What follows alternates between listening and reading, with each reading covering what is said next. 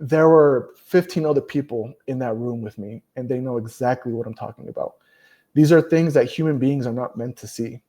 Human beings are not supposed to view these things. It's terrible, terrible, terrible, terrible. And the thought I had was, I had a PBS video I wanted to watch, and I couldn't. Remember, I believe the leader isn't able to show me that because he can't do anything without the church's approval. So you have to ask yourself, everybody who's in that room, you have to ask yourself, there's only one that approved that the church can watch such a video. It didn't come from the missionary. I remember when the video ended, he stood up, he turned around, his face was red. And all he said was, well, let's not go to hell.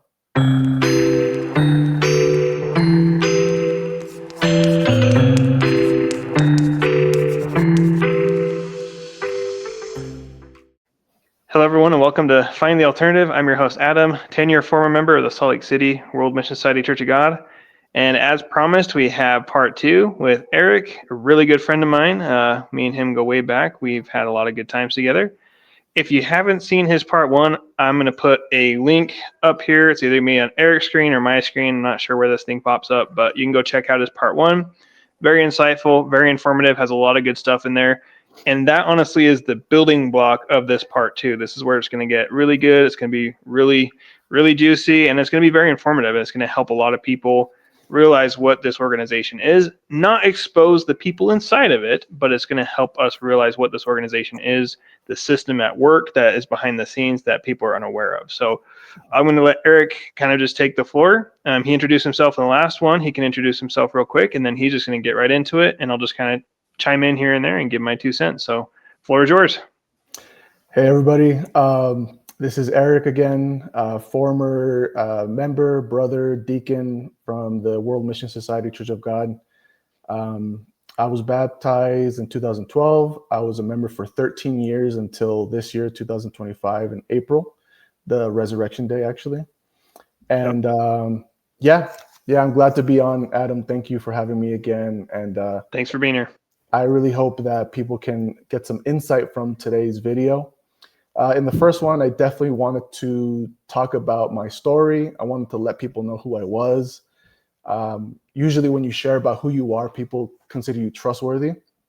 So I think that's important, to be able to be on a platform like this and talk to people. People should know like your story and what you really did for the church and how, if you really sacrificed. I think we've seen some, it's very amazing that they're willing to speak, but we've seen like 3-month members, 1-month members, 1-year member. And it's really amazing that they have the heart to like speak out. But I think it's important also to hear from those who have been in the church for more than 10 years. So you don't see too many 10 plus, 13 plus year members. So I'm glad to be on here with you guys. Yeah. So what I wanted to touch on today is, in my last video and in this video, I will be referring and speaking of the actions that I encountered with the church leaders. It would be impossible to make a video like this without doing so. But I want listeners to understand that I also worked as a leader. I was a deacon. I was a group leader. So some of the things that ex-members, former members say that they didn't like or rubbed them the wrong way about the church, I also employed. I also did. So it's not literally to just point the finger. It's also to speak about myself. When I was in the cult, I would also act a certain way, be a certain way. And I want to highlight those things because in any other situation, I don't think people would act how they would act in the church itself. But it's the culture of the church, or it's the attitude of the church. It's the culture of the church, to put it simply, which is, it'll be reflected in members. So again, this is not to call out one particular person, because I love everybody. Everybody who I spoke about in the first video, I love them. Everybody who I'm going to speak of, I love them now. But yeah, it's just want to clarify that point. I also did the Bible study, be baptized immediately. So I presented to people how to be baptized at a moment's notice, very late in the evening by themselves with no family around. I also referred to the internet as slander. I was being dismissive about it and not giving it the attention that it deserved. So these things, I want to say I also did it too. So, but I also want to share that about myself. I guess, Adam, I could pick up from the last video. In the last video, I ended with me and my wife made the decision to step away from the church. And we decided to keep the feast, to not raise any alarms with church leadership or my family. Right.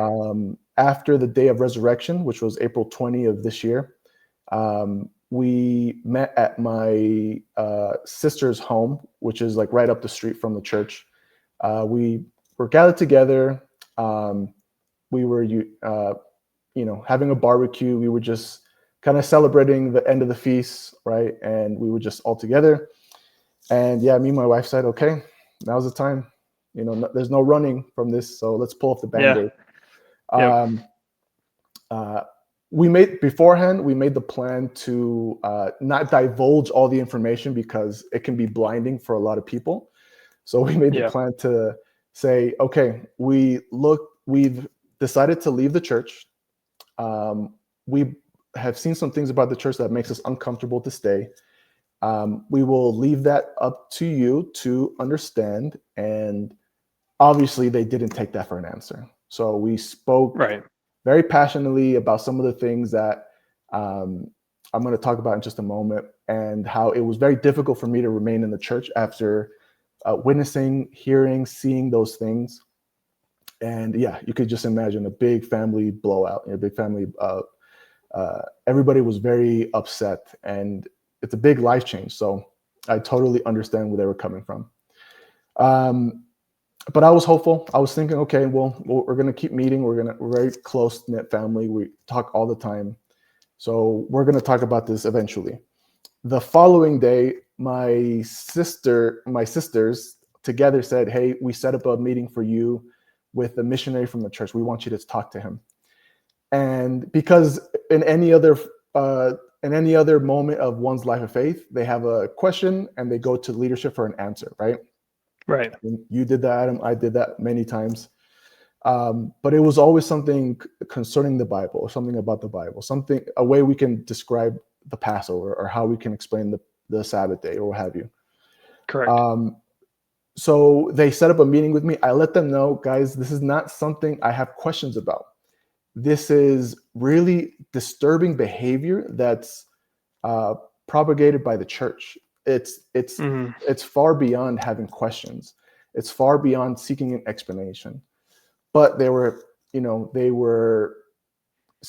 really asking me, like, begging me to come, which I said, okay, you know what? If he already knows, and if he's already prepared, and they all want to be there, we'll talk about it openly. So, this was 6 months ago, and it was tensions and emotions were very high. I'm going to try to remember all the things that we spoke about. Something that I brought up to the missionary was how the church uses the word slander to refer to any website or any podcast or any person that criticizes the church. So before, as we spoke last time, we never watched the videos. We never clicked on the websites. We never listened to any of it because it's slander. Slander, it means lies. People are lying about your God. So why would I listen to them? Who would you're not going to listen to somebody bashing your mother or your father, right? So we just considered it evil. We wouldn't touch it. I never actually knew what slander was. I never had an actual concept of what it was. But after seeing interview after interview after interview, I just realized these are former members that were mistreated by some leader in their church or some member from their church. They were asked to ask other people to have abortions. They were told, I think in your case, don't preach to the homeless. They were Yeah. told to, they felt ostracized because they weren't giving tithe and offering, but they wanted to preach and they wanted to come and have dinner with the church. There's a very particular one that just shocked me to my core was Corey in New York. She was called out. She was body shamed in front of the entire church. And it was really, really heinous, especially coming from like the pastor that came here with general pastor. Yeah. So, and then eventually they all spoke about, the missing chapters or the feast not having already existed in the world, and An Sang Hong writing the book about there not being a God the Mother. All things that we admit to, and all things that are personal experiences.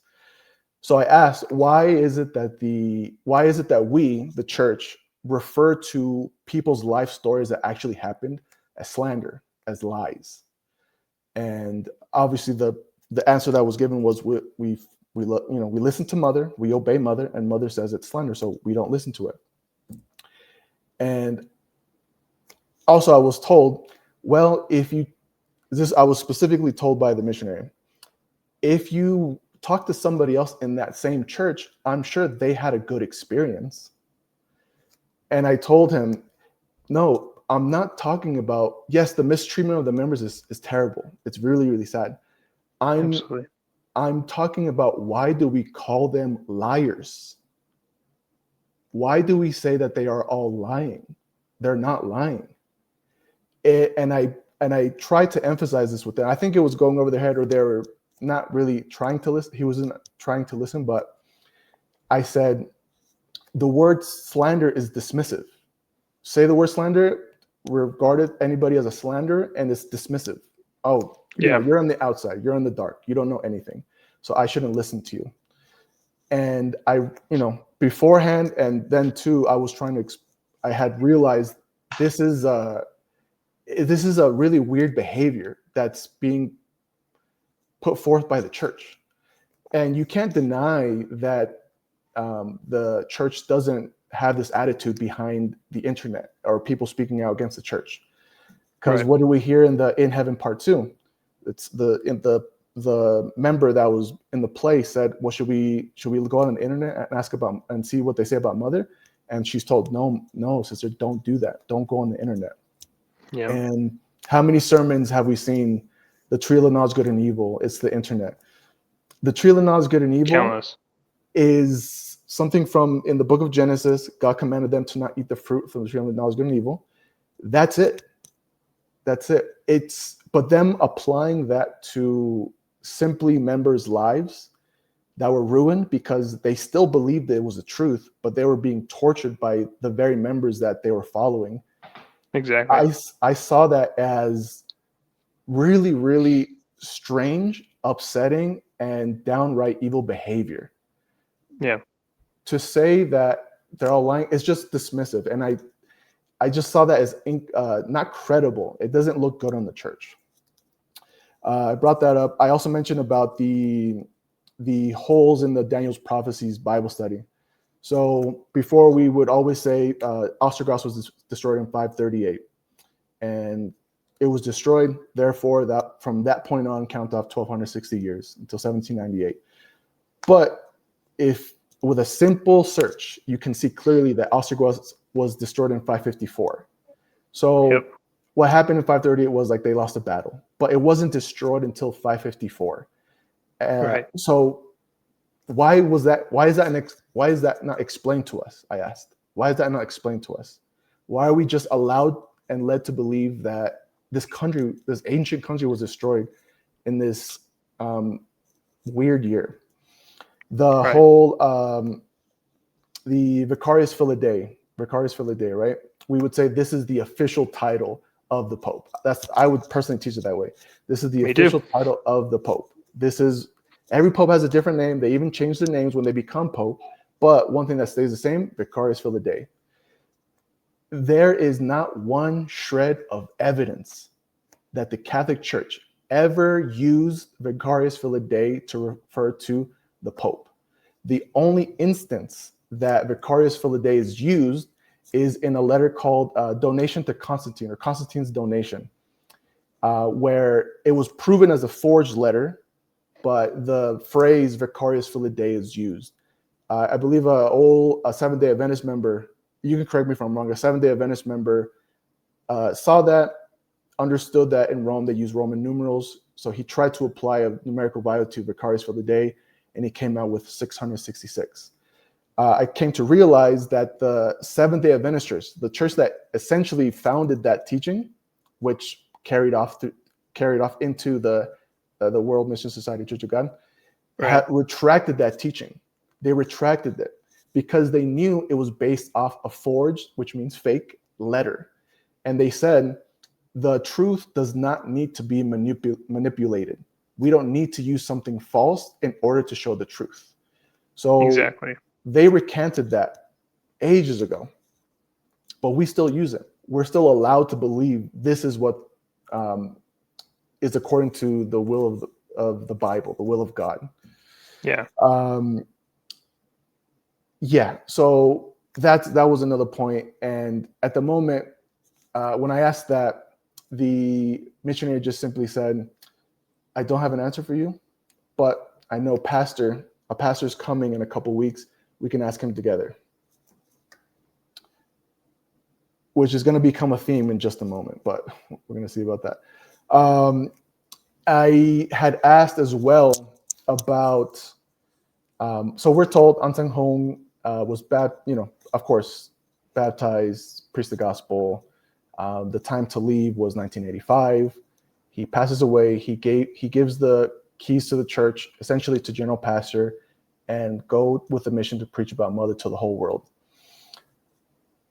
However, that isn't exactly what happened by a long shot. And his death was actually caught everybody off guard. Yes. And there was essentially, naturally, the family of An believed that they would be the ones that would lead the church. Right. However, there was a separation there. And anyways, the churches continued. One became NCPCOG, the other one became Witnesses of An Hong, Church of God, and then ultimately WMSCOG. The WMSCOG simply states the story, oh yeah, they didn't believe in An as a second coming.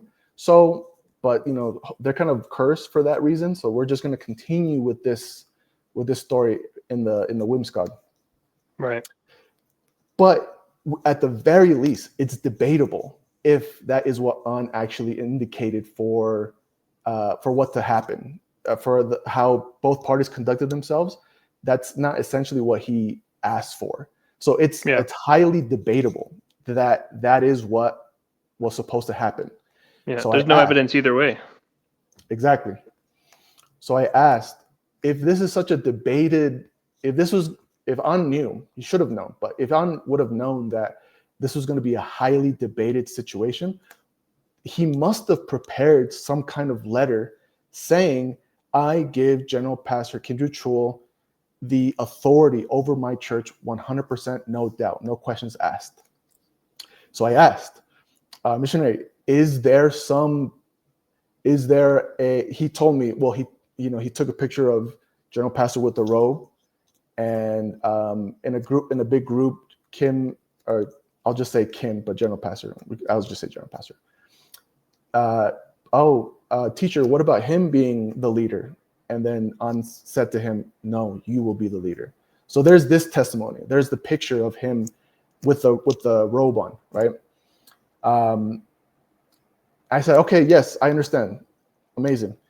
Is there a clear and precise word where, like a will, where he said, in the case of my untimely death, I give authority to General Pastor? And the missionary, he scoffed. He laughed. There's no letter saying that. He said, he laughed when I brought it up. And he said, I knew somebody that had said that had seen it. So I kind of just wanted to be like, Really? You knew somebody who knew somebody that said that they had seen it. But And you haven't heard of this for 13 years, this subject matter. it didn't even dawn on me to even ask the question. Right. It's kind of the part of the deal when you join the church. But his For sure. initial laughter of that was just very upsetting, because if it's such a highly debated topic that occurred when he passed, and it's caused it's caused a great number of people to leave the church, and it will cause a great number of more people to leave the church because there's no proof of it. Why would you laugh at something like that? It's not funny, right? It It's not deals with people's souls. It deals with people's salvation. It's their not a lives, their livelihood. It's not a laughing matter. Not at all. The answer was, and I was given the answer, well, the pastor's coming, so I don't know, but we can ask the pastor. Okay, so, and then during essentially wrapping up the meeting I had with him was just me explaining that, missionary, I've looked into how cults behave, how they go back on their word, they're full of fake prophecies, there's always a power struggle. They brush off worries of members, saying it as doubting faith or being tempted by the devil, or Right. these kinds of things. Considering othering people, right? Othering them, saying they're slanderers, they're evil, they're demon possessed. Yeah. And I just told him, I believe this church, it behaves like a cult. It just behaves like it. It acts like it. If it's the truth of Almighty God, I just don't understand why it acts like a cult. It presents itself as a truthful place, but it just ultimately doesn't act that way. And Right. I told him, I'm not comfortable coming here and just accepting your responses. It troubles me that a missionary doesn't have responses or answers for some of these questions I have. And a pastor has to come and give the answers. I don't know how many pastors there are in America, but I don't know, let's say 5 or 7. So you're telling me only 5 to 7 people in America know how to answer these basic questions? But in extremely important questions too. Absolutely. Because it'll dictate how someone's life of faith is carried out. Absolutely. So, yeah, it was. So I told him, I'm very troubled for myself. I'm very troubled for my family. And I told him, I don't feel comfortable bringing people to this place, because we're asked to do that. We're asked to preach. We're asked to bear fruit. I don't feel comfortable bringing somebody into a place where they will dedicate their life to it. The day is going to come when they have these questions and they're not going to get any answers. And then they're going to realize, what have I been doing for the last years, just not asking these questions and not having any answers? I don't want to put somebody in that position. If that's enough explanation for some people, I don't know, or we trust mother, or mother says so we just obey. That's good for you. You don't assume that that's going to be okay for somebody else. Exactly. You don't do it. So I told them, I don't feel comfortable continuing to come to this place. Mother said so is not an answer. Let's have faith is not an answer. I think other people had a good time in the church is not an answer. So I got up and I left.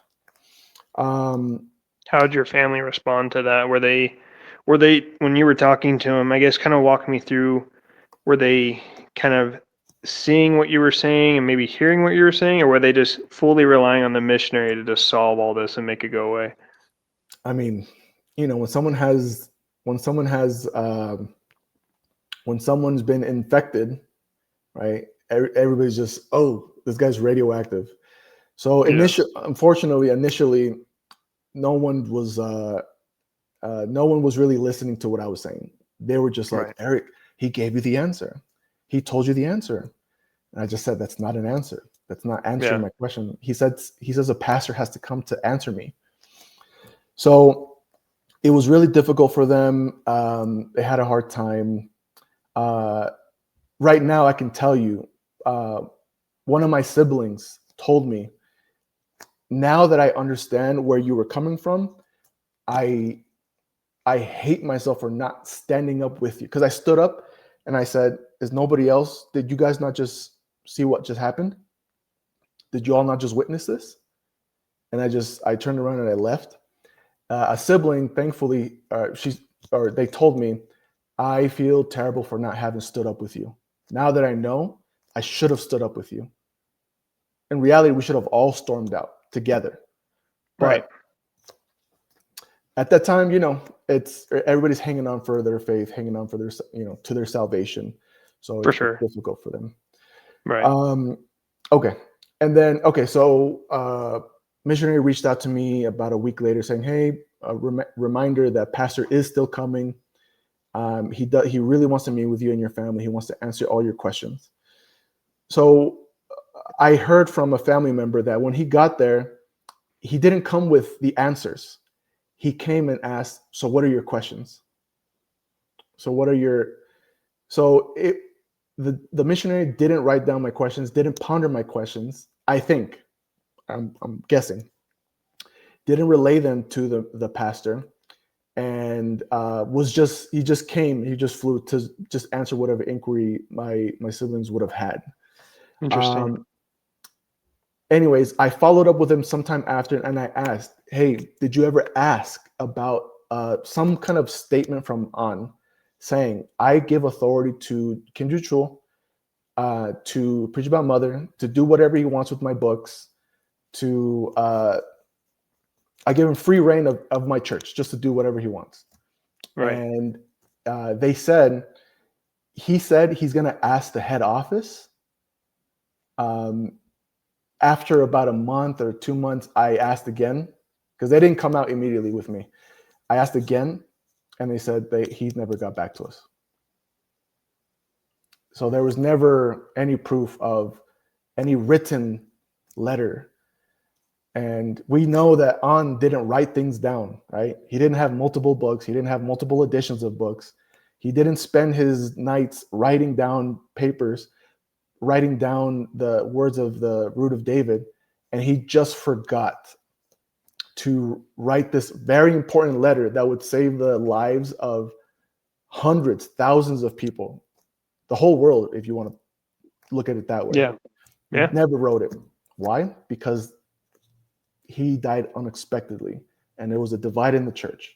So the story that, obviously this is part of what I'm going to talk about, but you kind of wake up and realize it was all fabricated. It was all a story. Yeah. So yeah, and that was a big thing for my family. Please ask questions. But I'm going to get into this, but when you lose all credibility, I have nothing to ask you. These are bigger than Bible questions. I'm not trying to find out how to explain Passover. It's a behavioral thing. And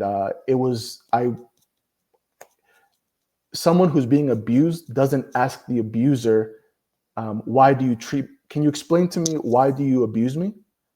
No, what the abused should do is get away from the abuser. Yeah. So I try to explain that, but it's very difficult.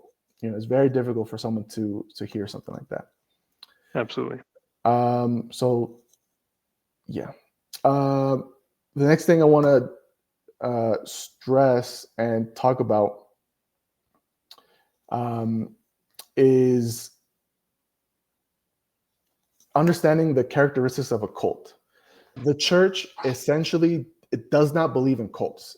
If you remember the Put on the Full Armor of God 4, they speak about Hassan, but they're essentially shutting him down or trying to knock him down. They say there's no degree or there's no school in the world that gives you a degree for being a cult expert. Yeah. And they say, oh, look, he's just trying to sell his books. He's pitching his books. And oh, well, if that's what a cult is, then Jesus was a cult as well. In knocking Hassan down, the church essentially exposes itself as being an organization that believes cults don't exist because you can't identify them. You can't point them out. You can't say that there are characteristics for cults. You would just simply have to say, oh, that's a Babylon church. They go to church on Sunday, so that's a Babylon church. Exactly. But cults, they effectively say don't exist if you follow them to the T. Right. Now, one thing I do want to explain about using the word cult. The word cult is applicable to everything, like cult following, culture, right? It's part of the word culture. Cult figure, the word cult can be used for anything. Technically, if you think about it, yes, Jesus did have a cult. And there are many other cults in the world, but it's kind of funny, but they're nice cults. They stay to themselves. They believe their leader. They study about their leader. They follow the leader's teachings. And there could be many healthy cults. So when I use the word cult, I'm not just using the word. What psychiatrists use today is high demand, high control groups.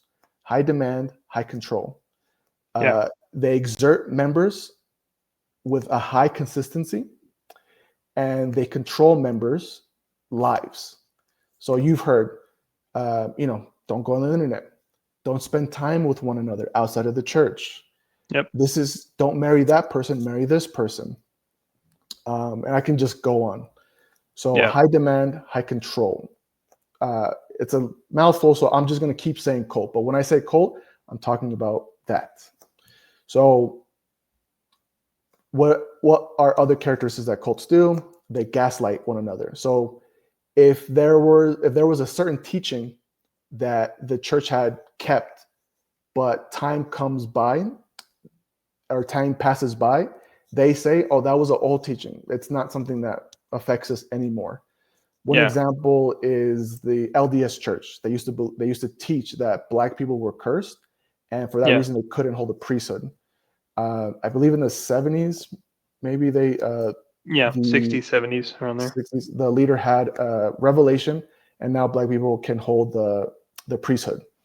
Grace of God. But to say that it never happened, that's gaslighting. Fear mongering, an exorbitant amount of fear placed on the congregation. Elevate a figure, use a particular person, raise them up, and say this is a person that ascended what the regular world is like. They are different. No transparency. You don't know what happens to your money. You don't know why there are hundreds of studies in the church that are not in our sermon books. We're not to ask about them because sometimes they'll have them, sometimes they'll pull them. Yep. And failed prophecies. So we got a ton. We got 1988, we got 2000, 2012, and so on and so forth. So these are characteristics of a cult. I really want listeners to understand, to realize what the cult actually is. It's very important for you to understand what a cult is, a high demand, high control group. So keep that in mind while me and Adam go through the rest of this video. The next thing I want to speak about, and I've touched on it a little bit, but honesty.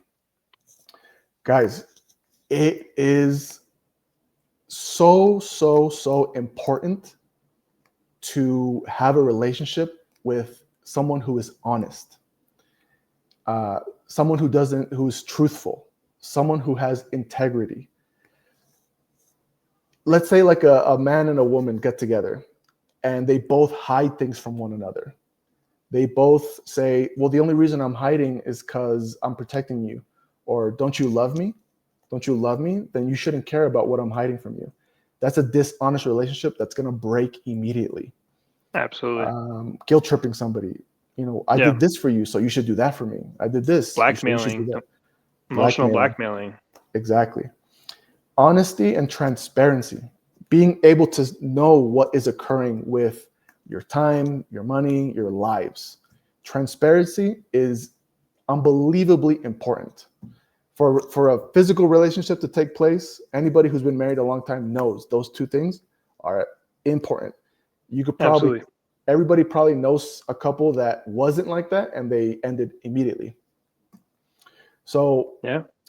guys, how much more for a church and their congregation to have this relationship? Yeah. If a church and the congregation, if there's no trust, if there's no transparency, if there's no honesty, that is a place that cannot thrive. That is a place that cannot continue to exist. Now, why am I talking about this? Why am I bringing this up? Why am I making such a big point that I want people to understand? Unfortunately, the church has a long history of being dishonest. They have withheld information, and they've only admitted to it when former members spoke out about it, or when a believer had mentioned it. Hey, I heard this thing about you guys. Is this true?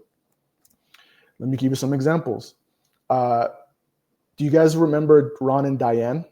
Ron and Diane, I think they left the church in 2011, maybe 2010, but long Somewhere time around ago. there, yeah. They were both 10 plus year members. But what is it that made them fall away? The two of them. They found out about the NCPCOG. So just two cases, right? And Ron Ramos was taken care of really well. If you hear his Great Life Studio interview, he himself went to Korea and was being taught one-on-one. And he had some one-on-one time again with Sangil Ja. So he was someone who was highly favored. He became a missionary. Yeah. You can imagine, brother, deacon, missionary. He was giving sermons. So he's somebody who should know many things. He bore a ton of fruit. Yeah. 10 years went by without him knowing that there was another church before the WMSCOG. So why? It's because the WMSCOG actively hid or did not divulge that information. The 3 removed chapters. Maybe some people could say, "Oh, I heard about that in 2018, or I heard about that in 2019." But at one point you didn't, and at one point a lot of people didn't know about that. So there was a time in history where that broke open, most likely hurt people, and they left. But that wasn't something that we knew about. I didn't know about that until I think 2024, 2025. And giving a gigantic education with hundreds of members in LA or in Atlanta, and dropping it at the end of either 2 or 3 or 5 days does not count as explaining it to the congregation. Absolutely not. An Sang-hong and Zangil Ja having children, that wasn't known for a long time. Being married, like having their own spouses, that wasn't understood. That wasn't known. Adam, you remember, question for you, Adam. Do you remember how many years An Sang-hong preached for before he bore fruit? I thought it was 7, if I remember correctly. Yes, I asked that too. Hey, how many years was it? 7 years. An Sang-hong was an active, faithful member of the Seventh-day Adventist Church until 1962, when he started preaching about the feast and all these other things. How would he have borne fruit if he was still a Seventh-day Adventist member? It's a fair point, because that's Babylon. That's Babylon. You gonna lead people to Babylon? So it sounds very nice. Wow. I used to think this man one day just woke up, said, okay, the time is here. Let me just start keeping the feast by myself. I'm going to keep the Sabbath days. I'm going to keep the Passovers. I'm going to keep everything, the 5 a.m.s, the evening worships by myself, right? And then you find out, well, he didn't really start doing that until he left the Seventh-day Adventist Church. He may have been writing about it or thinking about it, but he didn't start doing it until he left. Which is the 60s. Which is the 60s. So, and we thought he was alone. We thought he was a single guy like Jesus. But no, Nope. he was married. He had kids the entire time. Yeah. You can kind of start to see the original story they told us, being baptized, preaching, bearing fruit, establishing the church. It's slowly starting to change. It's not really that story anymore. And that's what we know. There could be a lot more things that we don't know. I'm sure there is. Many former members have stated that they only found out about these things way after being baptized, sometime after being baptized, and can testify that they themselves would also divulge the information to their own fruit after some time of them being baptized and having their faith be a little bit more established.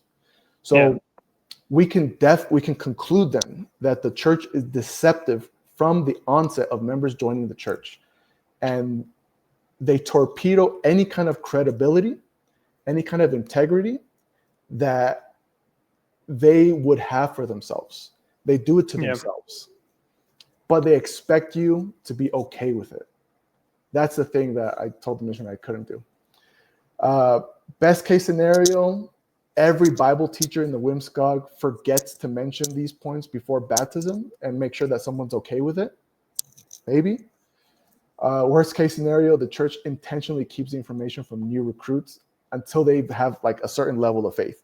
Usually until they're tithing or until they're preaching or until they've borne fruit. Typically, that's when somebody finds out. And, you know, when someone's a little bit more established, more invested, they're more willing to accept information that they wouldn't be willing to accept at the beginning of their life of faith. Yeah. The fact that the church was willing to lie, in the past indicates that they are willing to lie in the present, and they're willing to lie in the future. That's why absolutely. It's difficult, Adam. It's difficult to believe the church's truth claims about Ansang Hong, about Zonggyal, about anything that they have. It's difficult to refer to them as being truthful or believable. So again, guys, honesty. You deserve to be. You're adults. You're born with God-given rights. You don't deserve to be kept in the dark. You don't deserve to accept whatever explanation would benefit the church, meaning you wouldn't leave and you stop attending whatever they want you to do. Yeah, and if I could add quickly, remember how they'd always use the verse where it's like, those who've been trusted with little will be therefore entrusted with much, and those who cannot be trusted with little, how can they be trusted with anything? Yeah. Right? So really, think about it, WMSCOG members.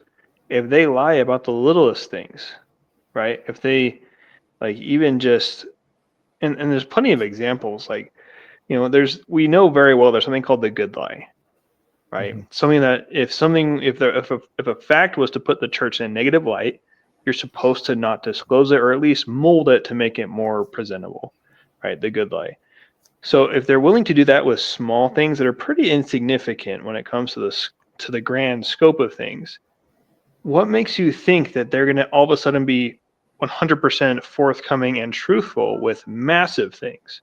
Absolutely. It doesn't make any sense. And to your point, Eric, I think you mentioned this before. Those things like the NCPCOG, the 3 missing chapters, all these different things, before they were considered slander, right? Mm-hmm. They were considered father, mother having children, like all these different things. They were considered slander before, but now they're doctrine. It's part of the thing. It's part of the system. It's part of the truth now, essentially. So explain it. I want you as a WMSCOG member, explain to me how all these ex-members who have exposed these things, they get called slanderers, demon-possessed, all these different titles, right? But yet now it's truth. Now it's doctrine. Oh yeah, NCPCOG. Let me tell you about them. Father, mother having children. They already told us. Exactly. And so it's just, is it slander or is it not? Because it seems to transition from slander into truth eventually. And so it's like, make sense of that way you will. But that's just my 2 cents on that. Yeah. They lie about things they don't have to lie about. And so exactly. Why? Okay, when it comes to your soul, to your children, to your friends and family, your coworkers, this is the only way for salvation. This major truth claim that I have here, you lose all credibility. I agree. So I think maybe some people, if you're an active member and you're listening, and you're expecting a smoking gun, you're expecting a picture or a recording of something that they're doing incorrectly. Yeah. Don't hold your breath. It's the behavior. It's how they act. It's how they carry themselves. In my opinion, the next thing I want to get into, this is the smoking gun. Some people might say they already told us that. But I don't think most people really understand this. So out of the next thing I want to mention is about the book An Sang Hong wrote about there being no God the Mother. Let's do it. It's called the Interpretation on the New Jerusalem and the Issue of the Head Covering of Brides. I'm sure that's a crude English translation from Korean to English. I'm sure it is. Yeah, it's not proper English. Usually it's like the Interpretation of New Jerusalem and the Towel or something like that. And the Towel, yes. Yeah. By the way, guys, this is readily available on the NCPCOG website. So, yeah, I'll leave a link actually in the description so you can check it out. Perfect. So, if we were to ask, let's say we had all the members in front of us. Let's say, the massive picture that they always take in Korea, where it was like thousands of people. Yeah. If we had a speaker big enough and we can ask, how many of you have heard that An Sang Hong wrote a book saying there's no God the Mother? Let's just say a majority of people would put their hands up, most likely. Yeah. And then I have a follow-up question. How many of you have read the book that An Sang Hong wrote about there being no God the Mother? The unredacted version. The unredacted version. I believe all but a few people's hands would go up. I believe the ones that are in on it would go up. I believe a very select few would stay up. So let me do you guys the favor. Let me just read this to you because I don't think anybody else will do that for you. So we all admit, right, that An Sang Hong wrote a book saying there's no Heavenly Mother, there's no God the Mother. I'm going to read just the preface, and I want you to think to yourself, is this a person that would simply say, just kidding? So in the preface, it says, this booklet was published to prevent troublemakers who misinterpret and behave fanatically, explain the errors in the books that Umsuin published, and testify of the unchanging truth of the Church of our God. Our Church of God was founded by all the prophecies of the prophets, and our Church of God is a church in which any fault cannot be found, even if an attempt was made to do so.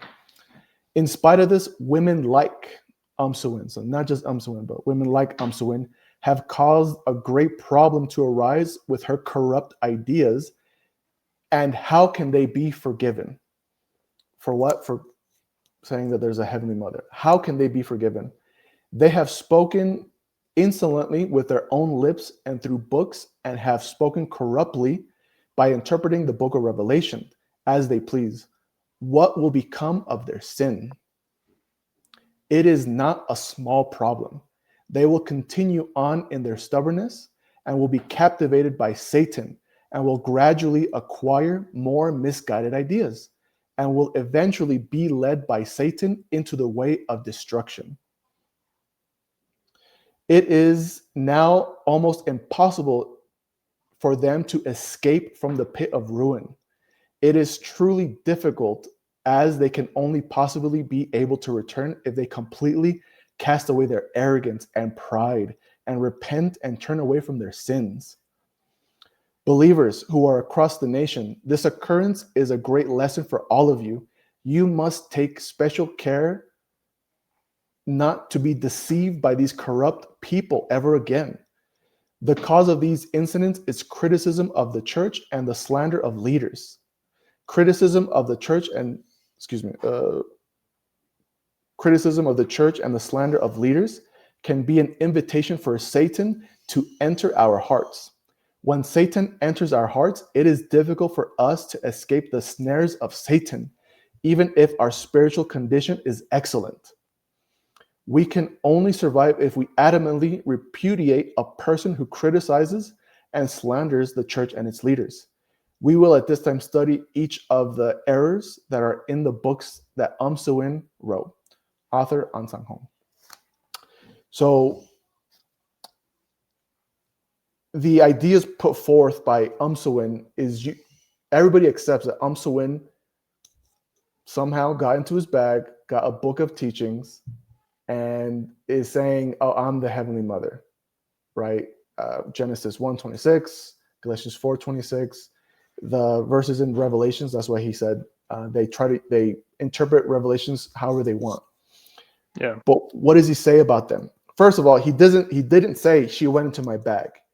He said she's writing books and she's using these verses. He says, they've caused a great problem. How can they be forgiven? They're corrupt ideas. They're captivated by Satan. Gradually acquire more misguided ideas. Their arrogance and their pride, repent and turn away from their sins. It's just a stern rebuke. He says it's an invitation for Satan to enter our hearts, to believe the idea of a Heavenly Mother. I think I've heard that the church says, in the Old Testament, they didn't know about Jesus, but there was prophecies about Jesus. So later on, Jesus would appear, right? So in the same way, it wasn't a time for mother to be known, but the time will come when mother should be known. Right. So it's okay. That's why he wrote the book, to, kind of put the brakes on. He's saying this to somebody this would be said to somebody who didn't read it, just heard about it. He wrote that book to pump the brakes on their belief so that the time would come so they can ultimately really hear the truth of mother by me later on, or by General Pastor later on. Right. That's all we would be told. But when An Sang-hong is rebuking and saying they're arrogant, Satan in your hearts, they don't mention that to the person that's asking about, hey, I heard of this book about no mother, there being no mother. They don't say that An Sang-hong is rebuking the idea. He said Satan will come into your heart if you accept the writings from women like Suin. So I don't think many members know about this. And if they do, they've made the willing decision to just accept the statement from the church saying this was a temporary measure, or it wasn't the time to know mother. So, it's okay that he wrote that. Again, I would ask, where's the proof for the redaction? Where's the proof that he didn't want this published? Because remember, publishing isn't free. It costs money to publish. It costs money to distribute. So, and also too, this book was published for the last time. From my understanding, it was published twice. So why would you publish something twice if it's just a temporary thing and it wasn't a big problem and it wasn't what he wanted out there? And number two, why did he publish the last time a few months before he allegedly revealed mother on the last Passover? Mm-hmm. Yeah. That makes no sense.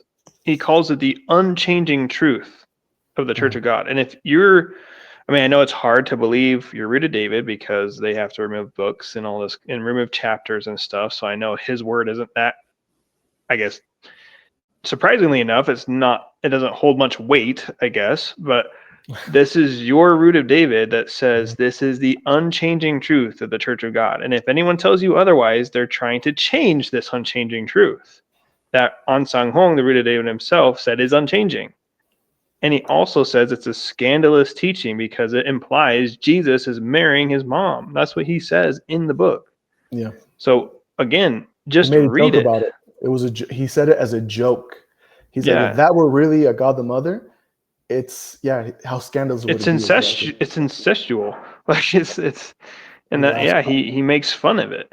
Calls you out of your mind if you believe this garbage. Like if you read the entire book in its context, he is not a fan. He's not even entertaining the idea that this is a possibility at any point in the church history. That was just the preface. So it's a damning report on what he really thought about there being a heavenly mother. Exactly. It's one thing if he would have said, "Oh, this time is not right," so whatever. Or he could have just said, "Yeah, she really went into my stuff, and there really is a heavenly mother." Or proof of redaction, and that's where you were saying before. If they lie about little things that don't matter, do you really think they're going to reveal the truth about something this big? I mean, think about it. Seriously, WMSCOG members, think about it. How many times have you had to tell a white lie about the things that don't even really matter? But yet you're going to just take them at their word without any evidence whatsoever, whatever they want to spin, whatever analogy they want to make, whatever story they want to tell. You just buy it hook, line, and sinker. Just seriously, guys, just stop and think for a second, please. Yeah. To say that he changed his mind. He explained why it's not possible. So An Sang Hong throughout the book, he explains it's impossible. Gosh, there's that book, again, going back to the thing I mentioned, for me, this is the smoking gun. This is getting caught red-handed. This is CCTV. Remember they told us spiritual CCTV? This is actions and thoughts, the thoughts. You can see his thoughts on paper. For me, this is a smoking gun. But members, the WMSCOG members are very quick to say, we were already told about it. But I promise you, most people haven't read it. And yes, thank you for mentioning that again. The reason why I spent so much time on the honesty and being transparent and being reputable, having integrity, is because who is telling you that he took it away and he wasn't talking about Zangil Jia? The same organization that is not truthful, the same organization that hides things from people, the same organization that is deceptive. You would have to overlook all those deceptive practices that they do and accept their word when they say he wasn't talking about mother, he was talking about only Suin, or he meant to say that it wasn't a time for mother to be known yet. She's going to be told about later. They're the ones who are saying that sentence, that phrase. So you have to ask yourself, when I believe the words that they gave me about this book, I have to also ignore everything else. Or I can accept that they are completely distrustful, but I will believe them when it comes to this particular point. It's a huge, major logical assumption to believe that he would have just changed his mind. So I want listeners to understand that and to say, oh my gosh, yeah, why would I listen to them if they don't tell the truth about anything else? And I would say too, he says Suin, he calls her out specifically, but then he also says women like Suin, implying that it could potentially happen again. Otherwise, he would have just called out Suin and taken care of her. But he said, and women like Suin, implying there might be future copycats, which, I mean, if the boot fits. If the boot fits, yeah. So you know what? Let's be charitable. I'll consider it plausible that he did take back the book. But right, how do we not know that was one of the additions? right? Maybe the first edition of the book. Did he ever take back a book? Absolutely. But do they mention, would this organization also mention that he gave another one? Probably not. Now, Probably not. what is the church, even to this day, the WMSCOG, the WMSCOG, sorry, sometimes I like to say WMSCOG, WMSCOG. It's okay. It's a mouthful, guys. They, to this day, they take books back. They took our new song a few years ago. They'll take truth books back. They don't tell us which songs they took out. They don't tell us what they tweaked. They simply take our books and then they say, we'll let you know when we can give them again so you can prepare your offering, right? Yeah. But in them taking it back, they don't nullify it. It still exists, right? And then something else that I wanted to mention is about the book. If An Sang-hong actually took back his book, let's say he did, he took the book, and by doing that, he nullifies his own words about a Heavenly Mother not existing, not being able to exist, then we should nullify, then everything in his book would be nullified. However, the 144,000 are spoken about in the book. The rest of 1,000 years is spoken about in the book. Remember the 6-to-1 ratio, work 6 days, rest 1 day, work 6 years, rest 1 year, work 6,000 years, rest 1,000 years. Those two and a few other examples are written about in his book. But does the church take back those teachings as well? No, I remember learning about the 144,000, even though I think they're starting to get away from that. The Sabbath of 1,000 years. I still remember being taught those things. So they're picking and choosing what has been redacted. And not only that, but in that book, he says that the 144,000 actually will die. Yes. Which creates a problem. Guys, I recommend read the book. Do yourself a favor. It's the root of David. It's not slander. It's not Satan. It's literally your God's own handwriting. Your God would not try to kill you for reading his own handwriting. I mean, this is the guy you're trying to get people to be baptized in. This is the guy that restored your Passover, brought you these feasts, brought you all these things. But why are you scared to read his original writing? Is it because you're afraid that Mother and General Pastor might be found out to be a liar? Oof. It's It's tough, but sometimes you have to be, sometimes love is tough. Yeah. To put the cherry on top of all this, I think if there's any listener, any active WMSCOG members, you all know about the staff of Moses, right? I think the first 3-4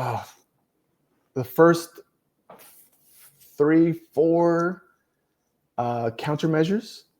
Mm-hmm. Where do you think those came from? Like, where do you think we learned how to combat? Where do those insistences come from?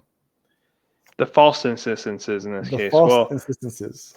They look awfully familiar from what I read in An Sang-hong's own book about refuting God the Mother.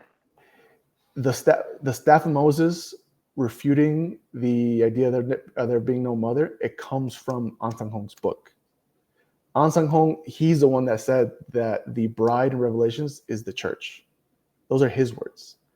So literally, the church is teaching members how to counter and contradict the one that they believe in as the second coming. That book literally teaches you how to counter An Sang-hong's own claims. And what's the point? What is the point? It's craziness, man. Again, we're not doing this to you guys. We're not doing this to you as members. We're doing this for you. Would you rather go another 20, 30 years in this place and then find out that it's all hogwash and it's all a lie and We're doing this for you so that way you can escape this burden, this insane burden, and this insane lifestyle that you've been committed to. Because at the end of the day, this church is not committed to you. If a church is committed to you, why would they be hiding things? Why would they be lying? Why would they be tweaking things? Why would they be so deceptive and so not forthcoming? Like, you're expecting so much from them: salvation, honesty, integrity, love, all these things.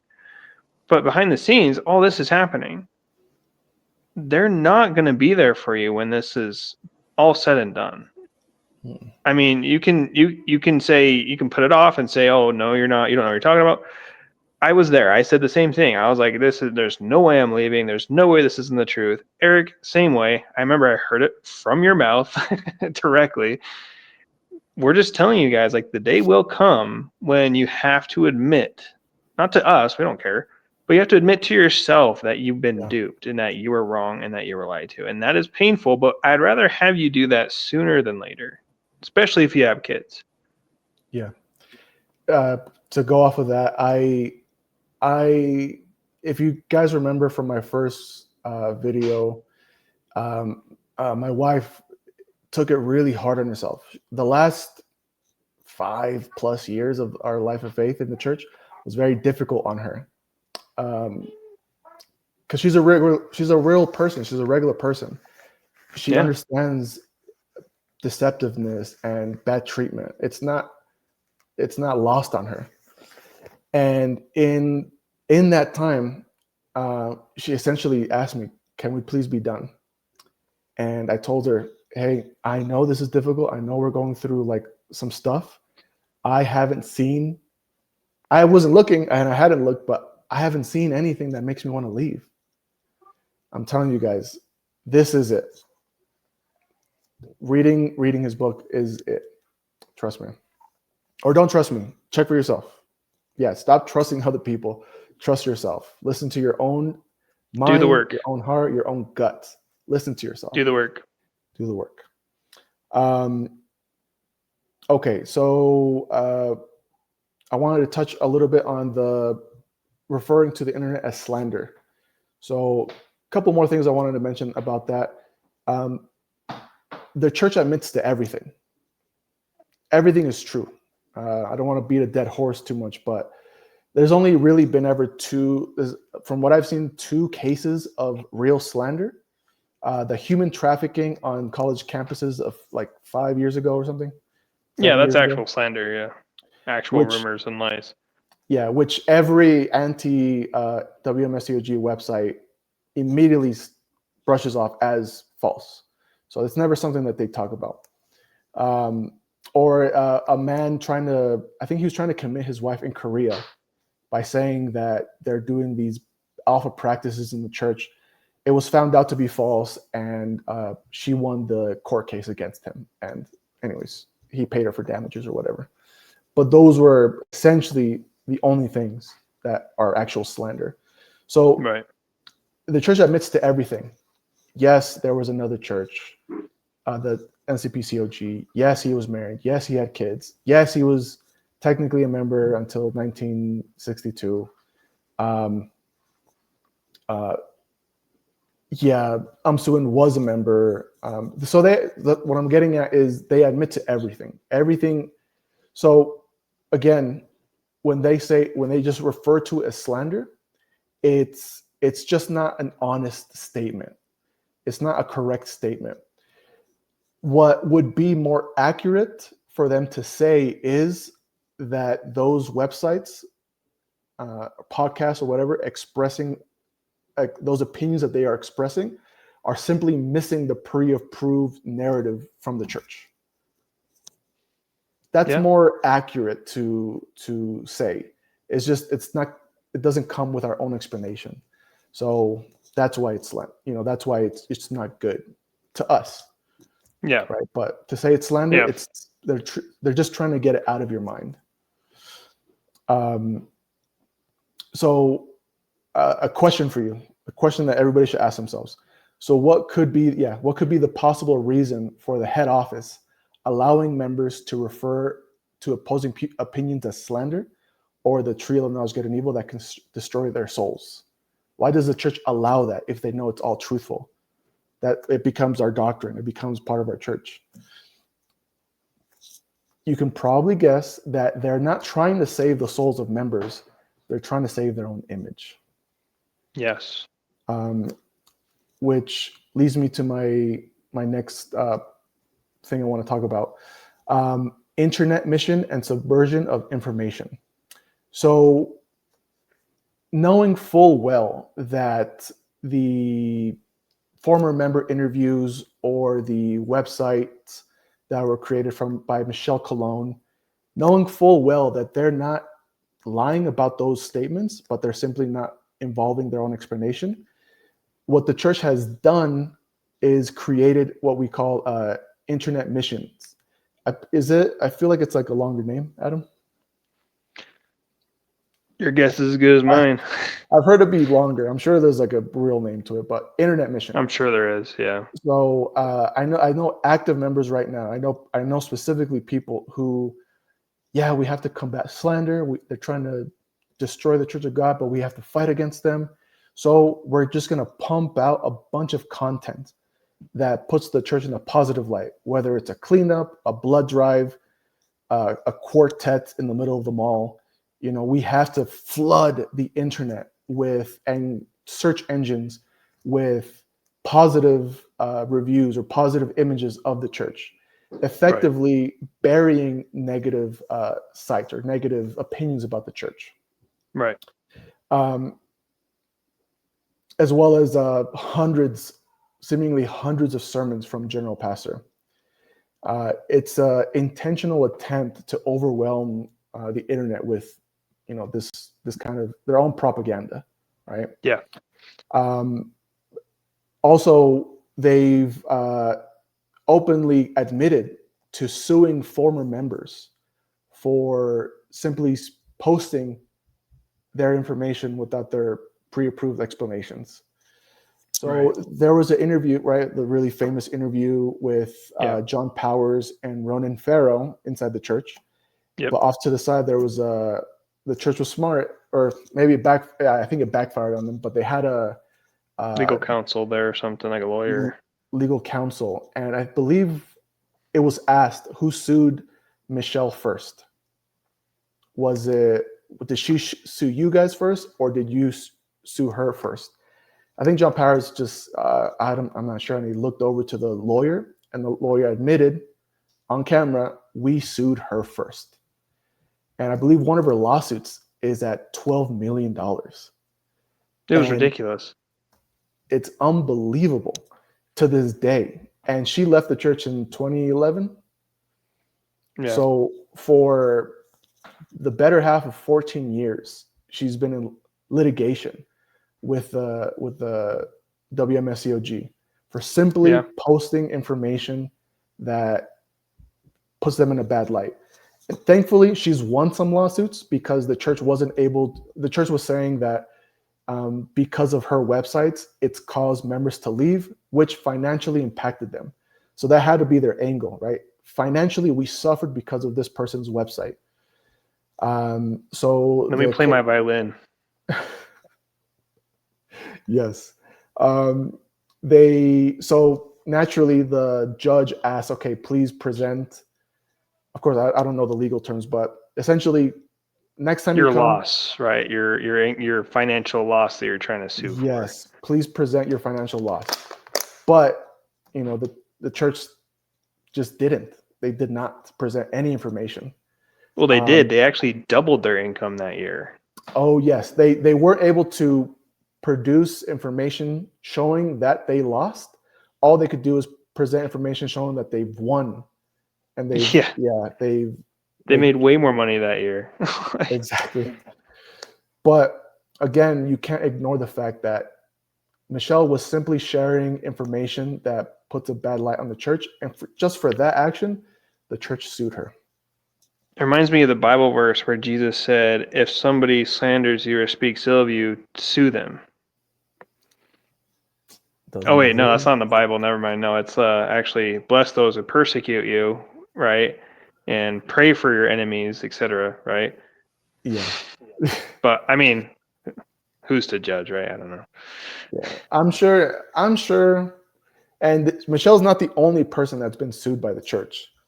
Oh, for And sure. I'm willing to bet that whenever the church tells us we have 3.5, 3.7, however many millions of members, I'm pretty sure they're counting existing members. And in 1 Corinthians, don't sue a brother. How dare you take personal matters before Gentiles, right? Yeah. It should be You're already resolved within the defeated. church. You're defeated You're already. already defeated. But I'm willing to bet that they count her baptism as attendance. And Oh, yeah. so actively suing someone who's most likely counted as a member, it's going against the Bible. Yeah. And I mean, if you do the math, 3.8 million members divided by what, 7,500 churches, that's over 480 people per church. Have you ever seen a church that's full up to 480 on a Sabbath or a feast and anything like that? Usually like 50 of us or something. Maybe. Maybe. So, yeah, super inflated. So, okay. Another thing I wanted to touch on is how the church adjusts or acclimates to some of this information being put forth. How does the church, adjust their teachings when it comes to mother and Ansang Hong? So I heard recently, because it's undeniable that the feasts of the Bible had been kept way long before the World Mission Society Church of God. Yes. In the Worldwide Church of God, right? They had already kept the feasts.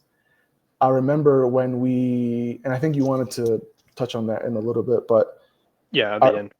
I remember I did the tour in New York and New Windsor, and we were if anybody's been there, we were going through the dungeon, and I had one presenter tell me, throughout history, our brothers and sisters were persecuted. The Waldensians, they were Christians in the 12th century, I believe. I think it's 12th century. They were keeping the Sabbath day. They were keeping the Passover. They actually were like, practicing the feasts. And a pope at that time persecuted them and ultimately killed them in a really horrific way.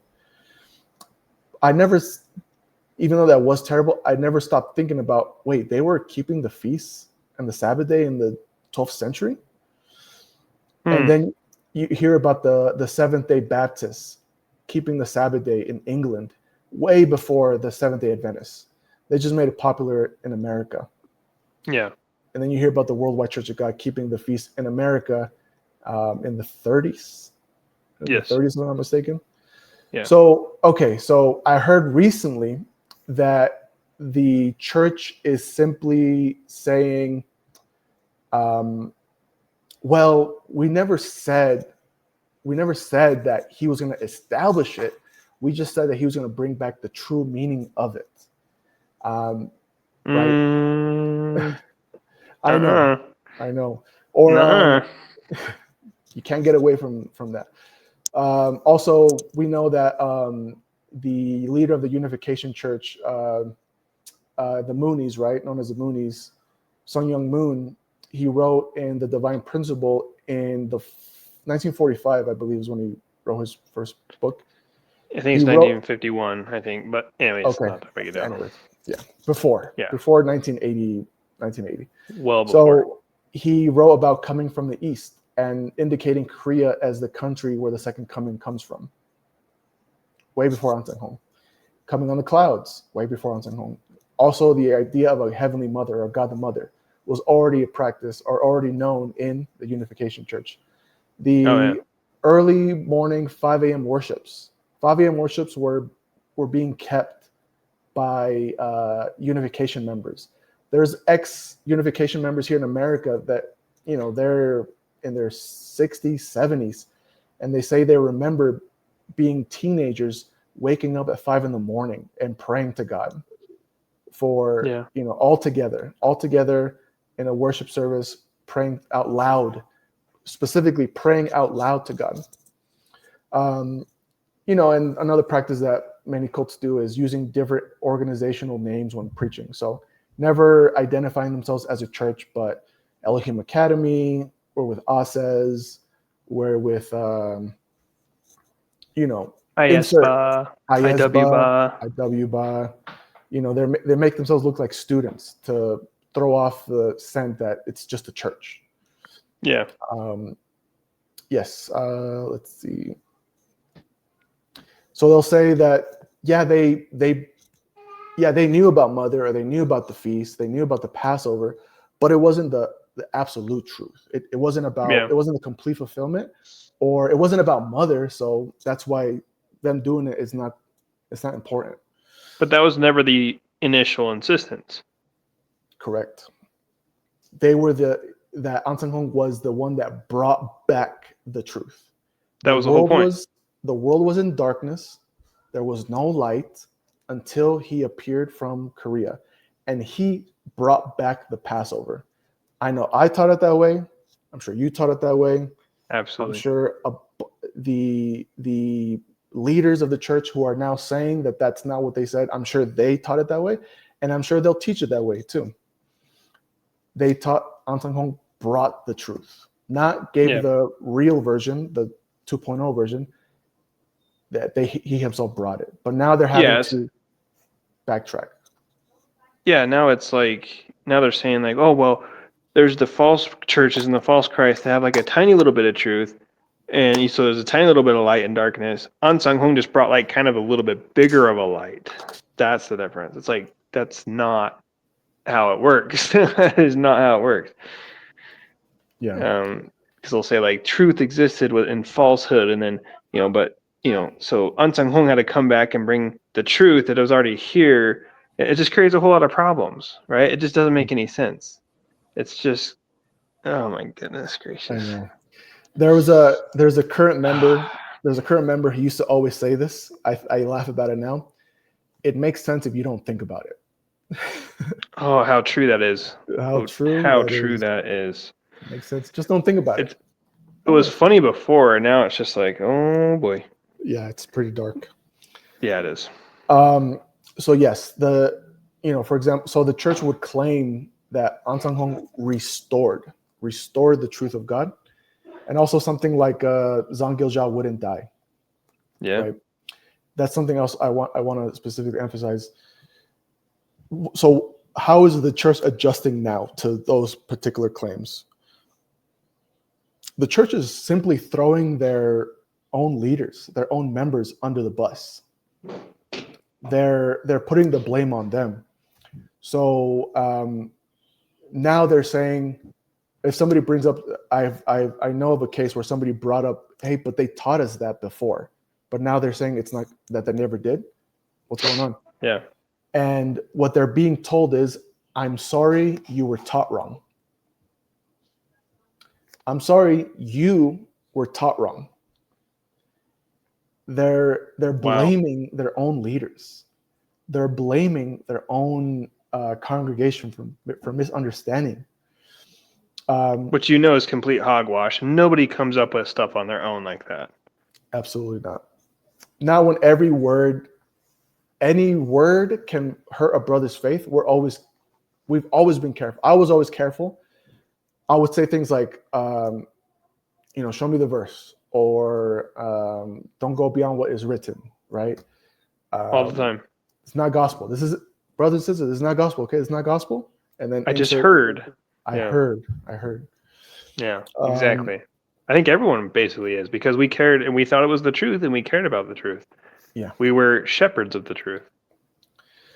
So it seems like the church is going to keep going in this direction, saying that, I'm sorry they taught you wrong, or you were taught wrong. So I have, if any leaders are listening and you're taking notes, I got a few questions for you. I got like 5 questions for you. Bring it.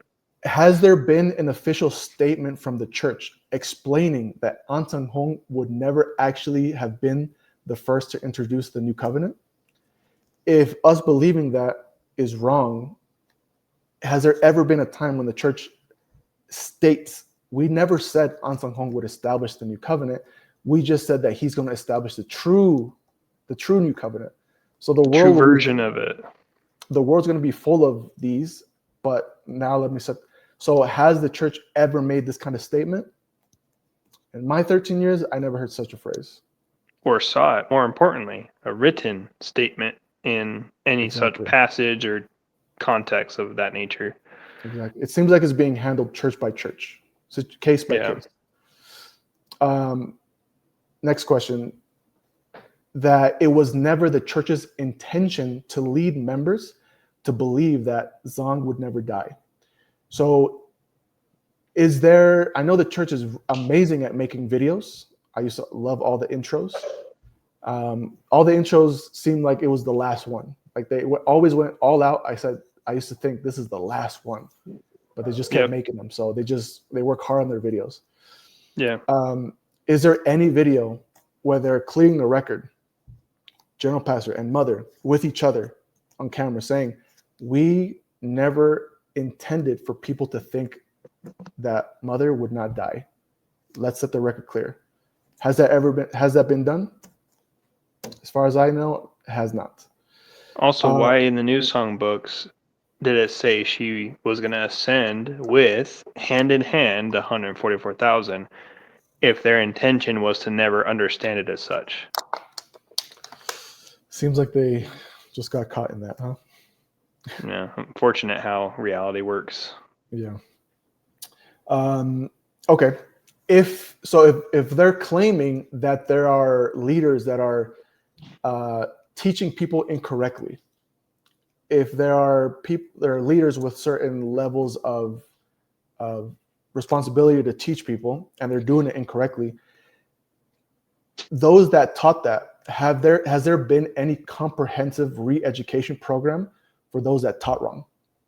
So is the church conducting any kind of mass education where deacons, missionaries, pastors, elders, and simply the congregation are being taught to teach something correctly? Is that being done, or is that being asked to be done?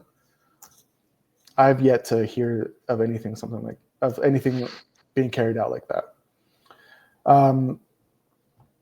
Next question. Since many former members from all over the world, because both English and Spanish speaking members who have left the church, for example, and I'm sure many Koreans and I'm sure many people from India and Africa and all over the world, they also claim and they say, I remember being taught that, he was going to restore the truth, or that mother wouldn't pass away.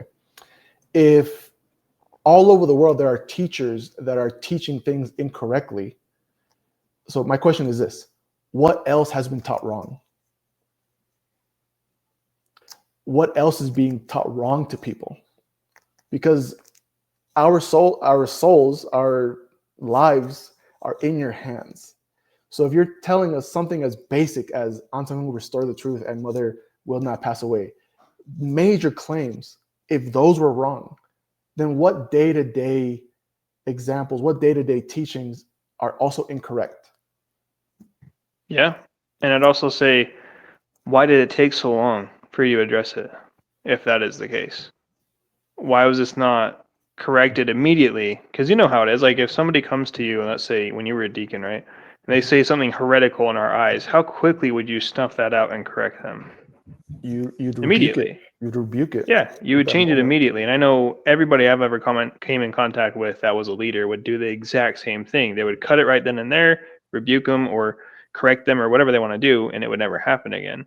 Mm-hmm. And so I would also ask too, to your point, why is it we're only knowing about it now, a decade, 13 years after, when it was a complete different context for a decade, literally?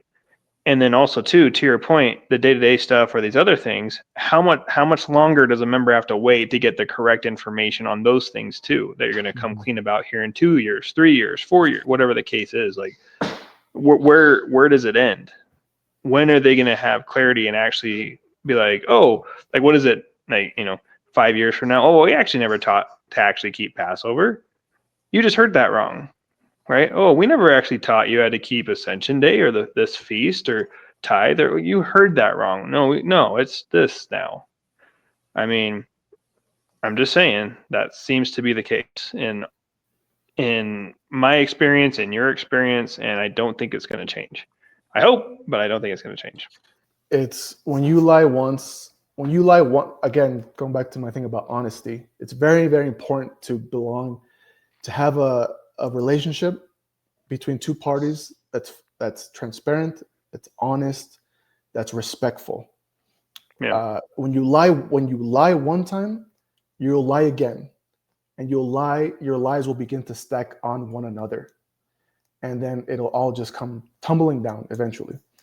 I remember the leader that we had in Salt Lake for many years rebuking me for telling one white lie.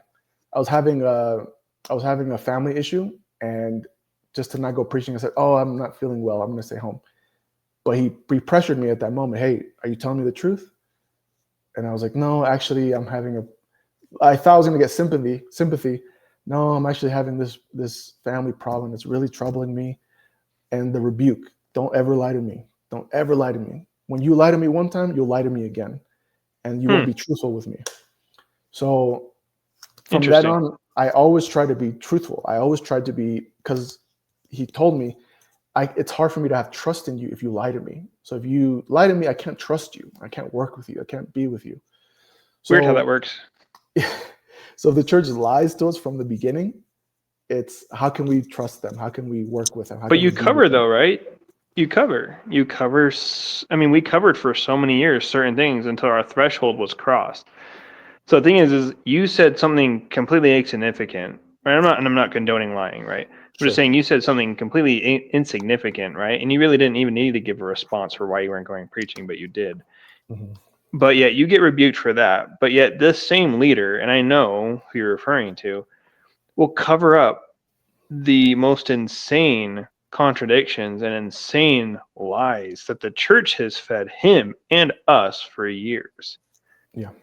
And it's just like, tell me you're in a cult without telling me you're in a cult. Yeah. You rebuke a brother for something completely insignificant, but yet something like this, the covering up of the three missing chapters, like all these things, like we could go on all day. We could spend a whole hour just talking about all the crap.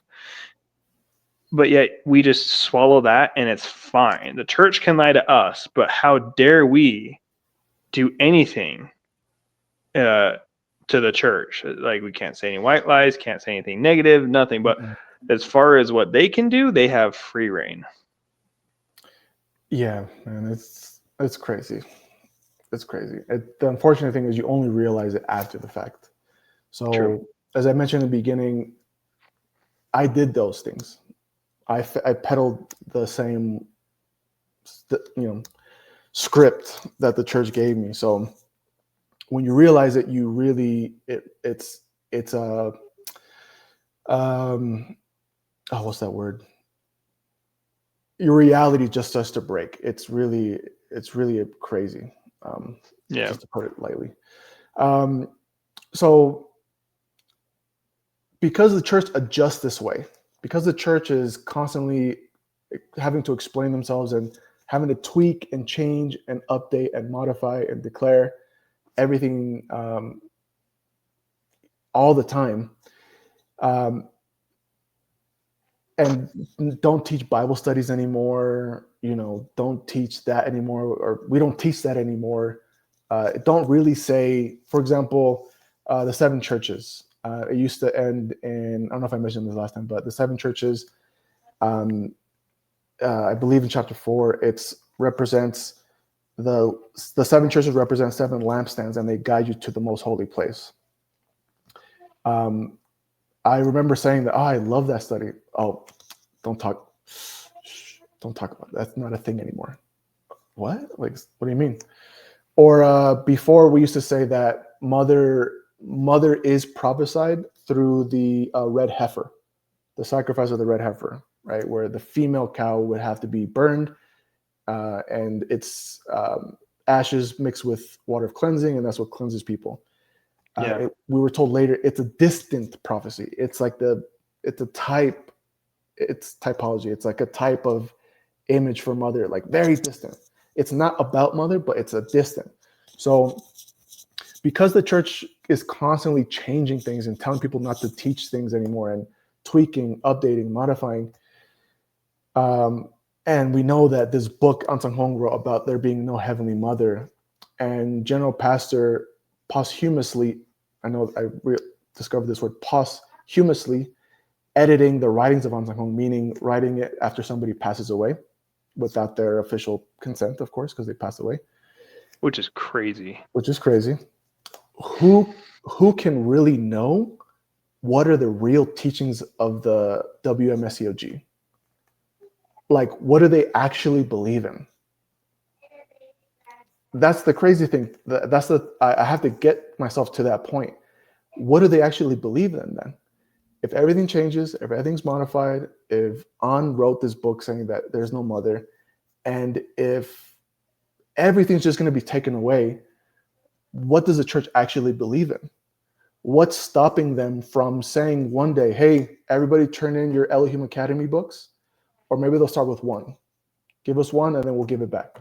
Give us two, and then we'll give it back. Give us the truth books, and then we'll give them back. What's to say that because some members are saying, I'll never leave because Passover. I'll never leave because of Sabbath day. I'll never leave because of insert Bible study. What's to say that one day they'll take that study and say, don't talk about that study, or don't tell people about that study. You're going to hurt their faith. Exactly. What's stopping them from taking this precious truth that you hold so dearly and just making it disappear one day? Because they've done it before, they'll do it now, and they'll keep doing it in the future if you just allow them to. Yeah. When obviously in my case and Adam's case and many people's cases, when we question the WMSCOG leaders, all they do is give their pre-approved explanations. Right? They'll say, we believe in mother, so mother says it's okay. Or if it's not, if Ansang Hong is not the second coming, then who is? It's another phrase I realized when I was studying about cults: thought stopping. I have a thought, but when you say we trust mother, or who else then, and if not Ansang Hong, then who? You're effectively stopping my question with your own claim. So it's not an answer, it's non-answers. And obviously when they get confronted with a very particular question, they'll just say, oh, one of the 5 to 7 pastors in America has the answer. He's going to fly in and teach you about that. Yeah, for sure. So one other thing I want to mention, what I do believe about the Church of God, what I do accept. People might be very quick to dismiss everything that you've said, Adam, everything that I've said, because we have the Passover. Yep. We have the 7 feasts and 3 times. We have the Sabbath day. Yep. That's what's in the Bible. It's right there. It's written, pass over them. Sabbath day. He kept the Sabbath day as his custom. I think the feast study is really remarkable. I don't have any problem with that because, right, the life of Moses, the life of Jesus. Passover in the time of Moses, Passover in the time of Jesus. Second year in the desert, the early church. Passover before the end, sure. Passover before, in the last days, what have you. Sure. Yeah. It makes sense. I have no problem with that. But where they switch it and say, you must keep them for your salvation. And if a church doesn't keep these things, practice them, they have no salvation, they have no truth. That's where I separate. But they're going to burn in hell forever. Yeah. I'll say I like the feasts. They are, it is a nice way if people want to participate in the Passover, participate in the Sabbath day. They are ways to honor God. I'll give you that. I'll give you that. But to say to make it a truth claim, like because we have them, it's the truth. Just remember, they've been being kept all over the world way before the Church of God ever did them. Yes. It's just what we have now, or what they have now, is the specific Church of God flavor to it. Yeah, different tweaks and modifications. Yeah. So, yeah, a couple other things I want to mention is some strange occurrences that just happened in this year. Actually, one of these cases, I think it was at the end of last year. It feels like this year. It feels like it's been one long story, one long saga to this point. Okay. So there was, I don't know if I talked to you about this, but they showed us a movie called The Peddler's Pole.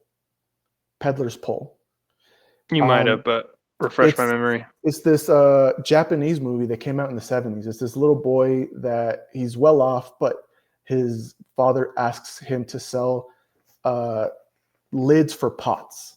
So he has a bag he's carrying over his shoulder, and it's a cloth sack full of lids. And we were told, oh, brothers and sisters, An Sang-hong really loved when members watched this movie. An Sang-hong loved this movie. An Sang-hong said, if you want to be a gospel worker, watch The Peddler's Pole. This was in my 12th year of being in the church. I had never heard about this movie, this Peddler's Pole. I feel like I watched The Matrix, I watched 300, I watched The Pursuit of Happiness multiple times in the church from the church leader. Yeah. But apparently, we watched Black. Remember Black, the Helen Keller type character, but it's like Bollywood. Mm-hmm. Blind, deaf, mute, but becomes like an amazing person. Yeah. We watched those movies multiple times, but in the 12th year of my life of faith, personally, I don't know if anybody else can attest to this, but apparently there's this Japanese movie that An Sang-hong said, if you want to be a gospel worker, watch this movie. So I think at this point, they're just saying things. They're just like the cell phone. Like the cell phone. Like the play. I mean, it was like Heavenly Parents Day, and like, teacher told us about the cell phone, that he prophesied about the cell phone. I'm like, that's new. That would have been interesting to hear before. No evidence whatsoever, but of course, it's just hearsay. It's just, hey, it's easy to speak for someone who can't speak for themselves. Yeah. At this moment. We were told his job was working at the quarry, breaking stones. That was his job. Yeah. I forget which year it was, but come to find out, it was a part-time job. Do you remember that? Do you remember hearing that? I don't remember hearing that. No. One of the many like fathers coming, mothers coming. It's one of the days, but it was a part-time job.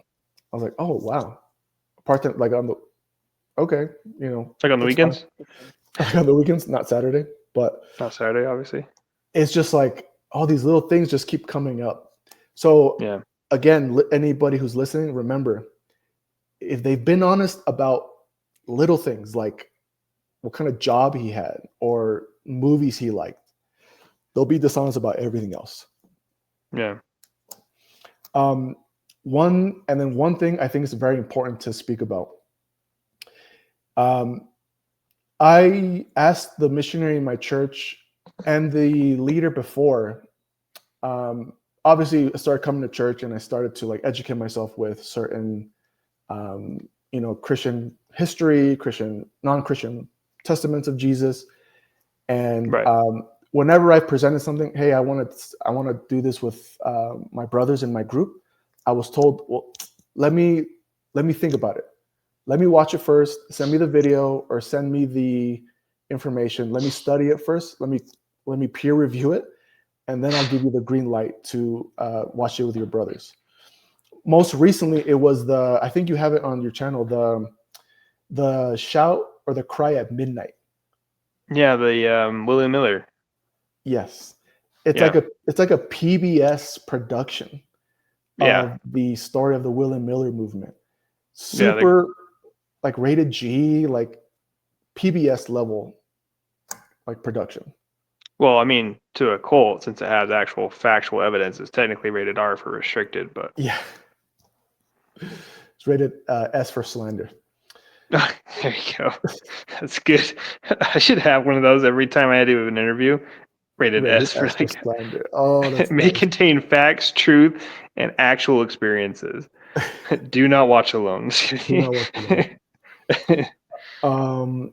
Okay, so uh, I explained. I was like, "Hey, this is just it's like a PBS level production. It's like an hour and a half. It's really, I thought it was really amazing. It just let me know, like, because we just hear the story, we hear about William Miller during the Feast Bible study, but I've Right. never seen anything of it. And Right. I would watch it, and I'd be like, "Hey, this is really interesting. Like, we should watch it all together on the Sabbath day." Because it Yeah. talks about some of the particular years. We talk about like what he was doing before, what he did after, or something. I was like, it's just nice. I got shot down. I was told, send me the video, I'll watch it, and then I'll get back to you. So I was like, okay, maybe I'll put it off for next Sabbath day. Followed up again. Oh, sorry, I wasn't able to watch it. Oh, sorry. Maybe later. I'll let you know. Which meant stop asking, right? Yeah. So I was like, okay, I guess. I mean, it's a super interesting video. I was like, I thought to myself, I understand. My church leader here isn't at liberty to just play whatever he wants. It should be approved by the church. I said, okay, fine. So we won't watch anything unless the church puts it forward. Gosh, I believe this was at the end of last year. Okay. We were told all leaders, group leaders, unit leaders, title holders, whatever, please come to, it was during the week, please come for a special video. It's called A Journey Through Hell, a trip through hell. Cheery. We were like, oh, wow, this is, I know, cheery. But you're familiar with Church of God videos. So you're like, okay, they're going to they're going to show us like a panning shot of like the people in the lava. Yeah. And it's They're going to gonna be like, scare us. I figured it was going to be like some of General Pastor's words, some verses, some cases. Yeah. It's gonna be partially a play, whatever. Yeah. When we get there, we go to a study room, all the leaders. So it must have been 15 of us in a room. And we're told by the missionary, brothers and sisters, we have a video to watch. It's called A Journey Through Hell. I want to tell you first, this is not from our church. It's from a different church in Korea. So it's all in Korean, but we have subtitles. And anybody if there's any existing members who watched it with me in that room, I'm telling you the truth. We were in the room. This is not from our church. It's from a different church, but they have a video of paintings from one of their members describing hell. So we're going to watch it from the beginning to the end, and yes, enjoy, and let's take from it. How long was it? Do you remember? It must have been like 30 minutes, 40 minutes. Wow, that long? It proceeds to speak about it's an old video. I think it's from the early 2000s, late 90s. Weird. It's paintings of unimaginable things that you would see in hell. The very first image. Hey guys, sorry to butt in here. Erick is walking us through. He's depicting the images that he saw in the video that was shown by the overseer with all the leaders in Zion. But even just him describing what he saw in the video, it's so horrendous, demonic, and gross that even him just describing it made YouTube actually have to censor this video because I couldn't upload it without doing an age restriction, which obviously I don't want to do. So this cut is put in place just to show you how graphic even just him describing it is that YouTube thought it best to censor this. But what I will do is I put a link in the description for that video that is being played that Erick is describing that was played in the Zion by the overseer. So if you want to, you can check it out. I wouldn't recommend it. It's pretty gross, disgusting. But this just shows you how willing they are to make you so afraid and so fearful that you go into complete submission. Anyway, just thought I'd let you know this is why this cut's in here. Now, back to the video. I looked out the window and I literally said, because at this time, my faith was okay. It was fine. It was normal. I looked out the window and I thought to myself, I cannot believe this is happening. I can't believe this is happening. And I'm sure like you describing it is not doing justice to how just utterly putrid these images are. And I'm sure there's plenty more that you saw that probably can't even be described. It's I don't have to go into more of that, but really ghoulish, really disturbing things that human demonic, beings, satanic, straight up. Yes, our understanding is that hell is a place that God created. It's not a place where there are demons torturing people. It's not a place where the devil rules. It's a place where the devil is thrown into fire and his workers are destroyed as well. So this fantastical idea of what hell is, it's just not what the Bible teaches. And yeah, I could go on, but I won't. But there were 15 other people in that room with me, and they know exactly what I'm talking about. These are things that human beings are not meant to see. Human beings are not supposed to view these things. It's terrible, terrible, terrible, terrible. And the thought I had was, I had a PBS video I wanted to watch, and I couldn't.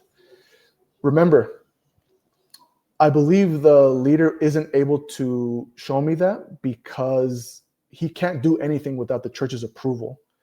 So you have to ask yourself, everybody who's in that room, you have to ask yourself,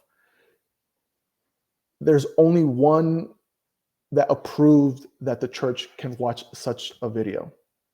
It didn't come from the missionary. I remember when the video ended, he stood up, he turned around, his face was red. And all he said was, well, let's not go to hell. Have a good night. He turned it off. But a video like that, you don't know about that. It's from Korea. It's in Korean. You don't know about that video. It was given to you. Show this to your show this to your leaders. Scare them. Don't think about leaving. Don't think about questioning anything. Stay here, because look at what's going to happen to you. There's a phrase that I've been throwing around this year, and I think it's very applicable. When someone tells you who they are, believe them. So if they're telling us this is who we are, we're going to continually lie, we're going to continue to do these things, this is who we are. So if somebody tells you, when I say tell you, they're not going to tell you, they're going to act this way towards you. They're telling you who they are. Believe them. They're doing you a favor. Yeah. Of course, I reached out to thanks to God. I kind of wish my siblings would have been there, but just to have witnessed it. But none of my family was there to see it. But I told them, like, it was ghastly, horrid, unbelievable. I couldn't believe that was being played in our church, because it's Zion, Holy Mount Zion is being shown. It's from a Babylon church, and we are viewing it. It was passed to us. It was given to us to view it, to instill fear in our hearts and in our minds. It's crazy. Yeah. I reached out to some of the people that weren't there, and I was like, hey, I'm giving you a heads up. Don't ask about it. Don't watch it. I'm doing you a favor. It's really horrid, man. So at least I was able to do that. And the thing is, too, it's not even a biblical depiction of hell. So that only leaves one option. It's fear and control. Yeah. It's not even a biblical depiction of hell. If anything, I think it's probably someone's mental illness, a derangement, who is actually making these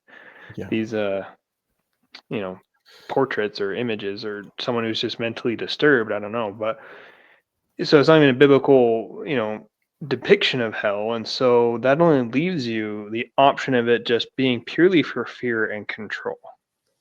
Yeah. And if anybody tries to say it was a one-off, oh, we tried it one time, I highly doubt that, number one. But if anybody says that it was a one-time occurrence, just literally it's never going to happen again. I spoke to another former member that left the church maybe 5 years ago. I was describing it to them like, I can't believe we watched this video. And he said, oh, I know about that. Yeah, I was talking about it with He was a branch church manager. He said, "Oh yeah, that brother that was helping me with the church, he talked about it to me one time. Yeah, one time he saw this video about hell. It's really nasty, right? And really gross, and it's from like a different church." He's like, "Yeah, I heard about that." So it's not something that they did one time. Right. You can say, okay, it's been done once for sure. It's been done twice for sure because they knew about it. So how many more times has it been shown to people? How many more times have people been made to sit there and watch it? And we just don't know because they're not going to tell us. Yeah. Ask if you know somebody who was a leader in your local church. Ask them. I'm speaking about Salt Lake. Ask someone who you knew was most likely there, and they'll tell you about it. Or they'll lie and have to deal with it. Yeah. So, yeah, Adam, I think you'll be able to title this video, the slander that made me leave. The slander that made me leave. Obviously, this isn't everything, but the realization of how cults operate, the dishonesty that the WMSCOG has displayed, the backpedaling of their teachings, removing teachings, just the nature of this organization, it's not something to be taken lightly. And more than anything is An Sang Hong's book, The Explanation of the New Jerusalem and the Woman's Veil. These are the ones that, you can label this as the slander that made me leave. When in my life of faith, when I heard about members leaving the church, and I want to wrap this up as my final thoughts, but when I heard of members, because I think people have these thoughts today too, about me and about you. When I heard about members leaving and then hanging out with one another and then slandering, I would say, just go away. Get a hobby. If you want to be worldly, be worldly. Go get a girlfriend. Go hang out with your parents. Just live your life. Go party. Do whatever. But why are you slandering? Why are you speaking ill of the church? Like, why are you doing that? I understand now.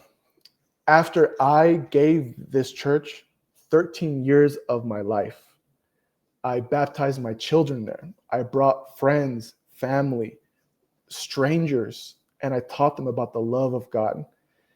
I dedicated a large portion of my life to this place. And when you find out that they have been lying since the beginning, and just how they treat other people, you don't just move on. You don't just pack your things and get out. You don't just forget. So if any member's saying, "Why are you talking? Just go away," or "Go get a life. I don't want you to be talking. I don't want you to be thinking about this. Why are you still thinking about it? Why are you still talking about it? Just you go on and I'll keep my faith." When you realize these things, you don't just move on. You don't move on. That is a huge disservice to one's humanity. Please understand that, because I know I had those thoughts, and I'm sure plenty of people are having those thoughts now. Sorry, I can't move on. I would love to, but it happened. So now me and Adam are here talking about it. Something else I want you guys to understand, if you're listening, this is not persecution. This is not a trial of your faith. This is not the Satan taking up weapons against you. This is not persecution. I want you to understand that, because some people are saying that, "Oh, this persecution, it has to happen. It must be this way," making it seem like it was predestined. What is happening is former members that dedicated everything to this place are calling out the church for their hypocrisy and cult-like behavior. Understand, there is a difference.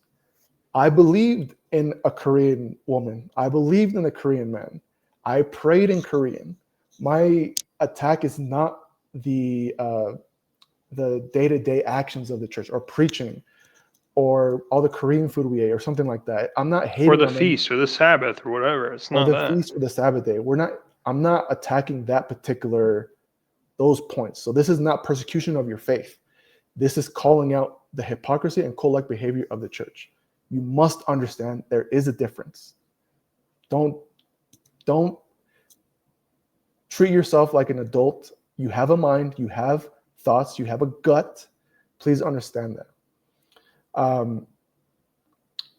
Like I said many times, and I'll keep saying it to the end, I really believed in Ansang.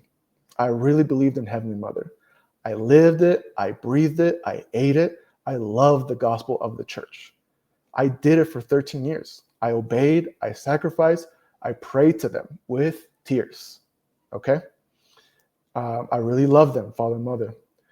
However, when you lie to people and you ask them to lie for you,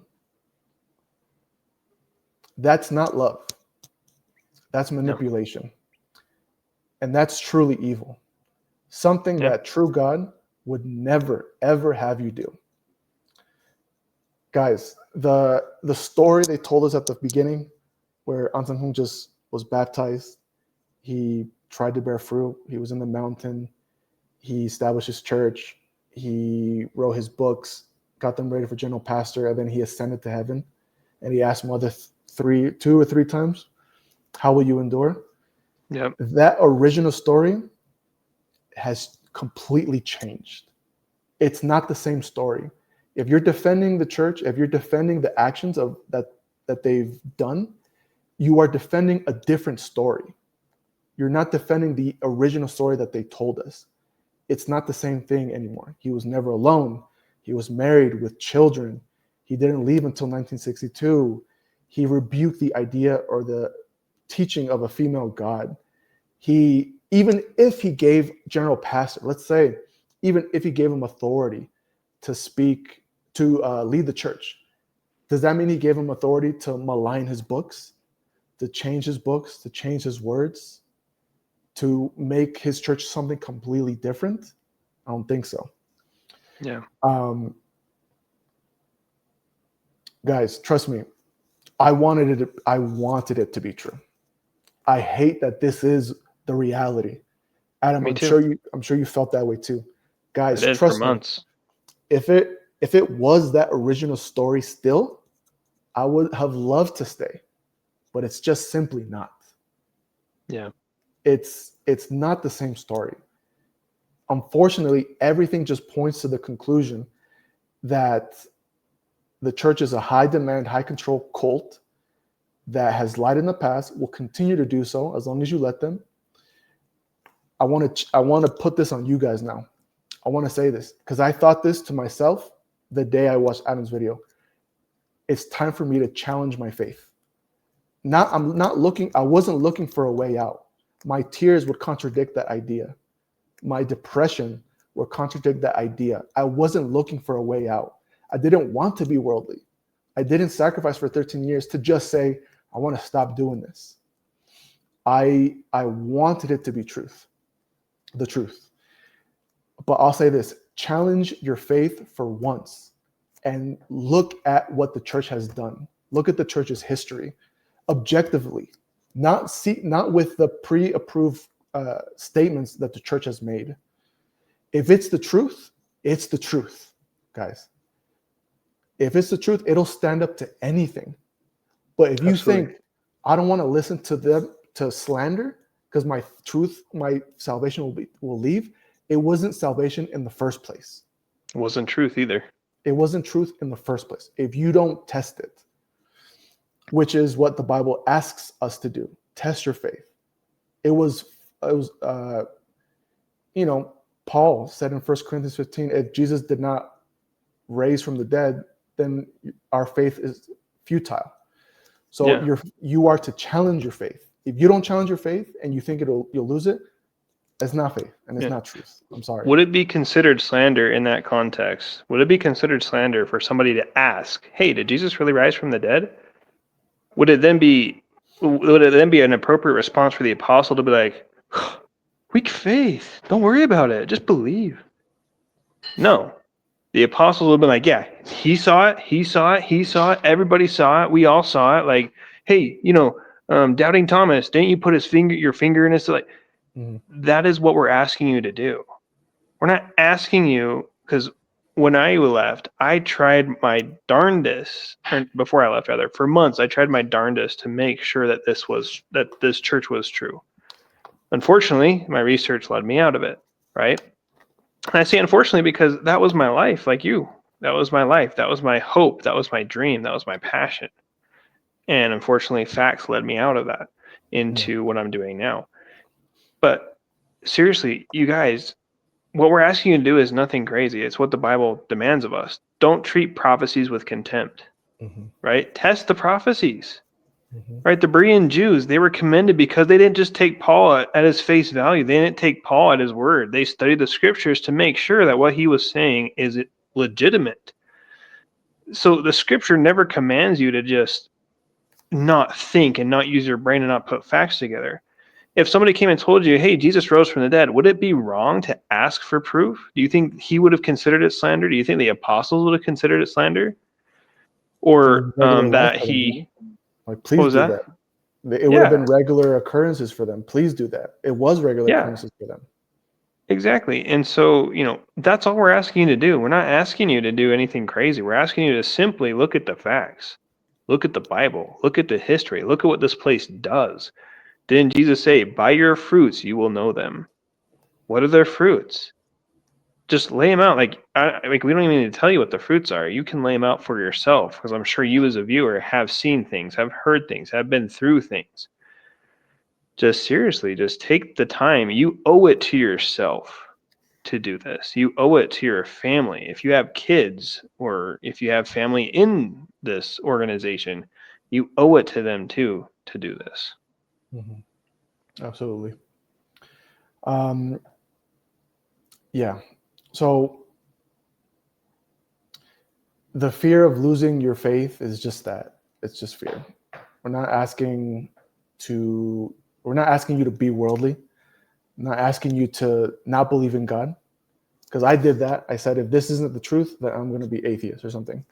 I'm not asking you to. The Christian religion is a rich religion. There's so many things to study about it. So I'm not saying give up the Bible or give up God and start being worldly. I'm not saying that. I'm just saying this particular place it's not right. I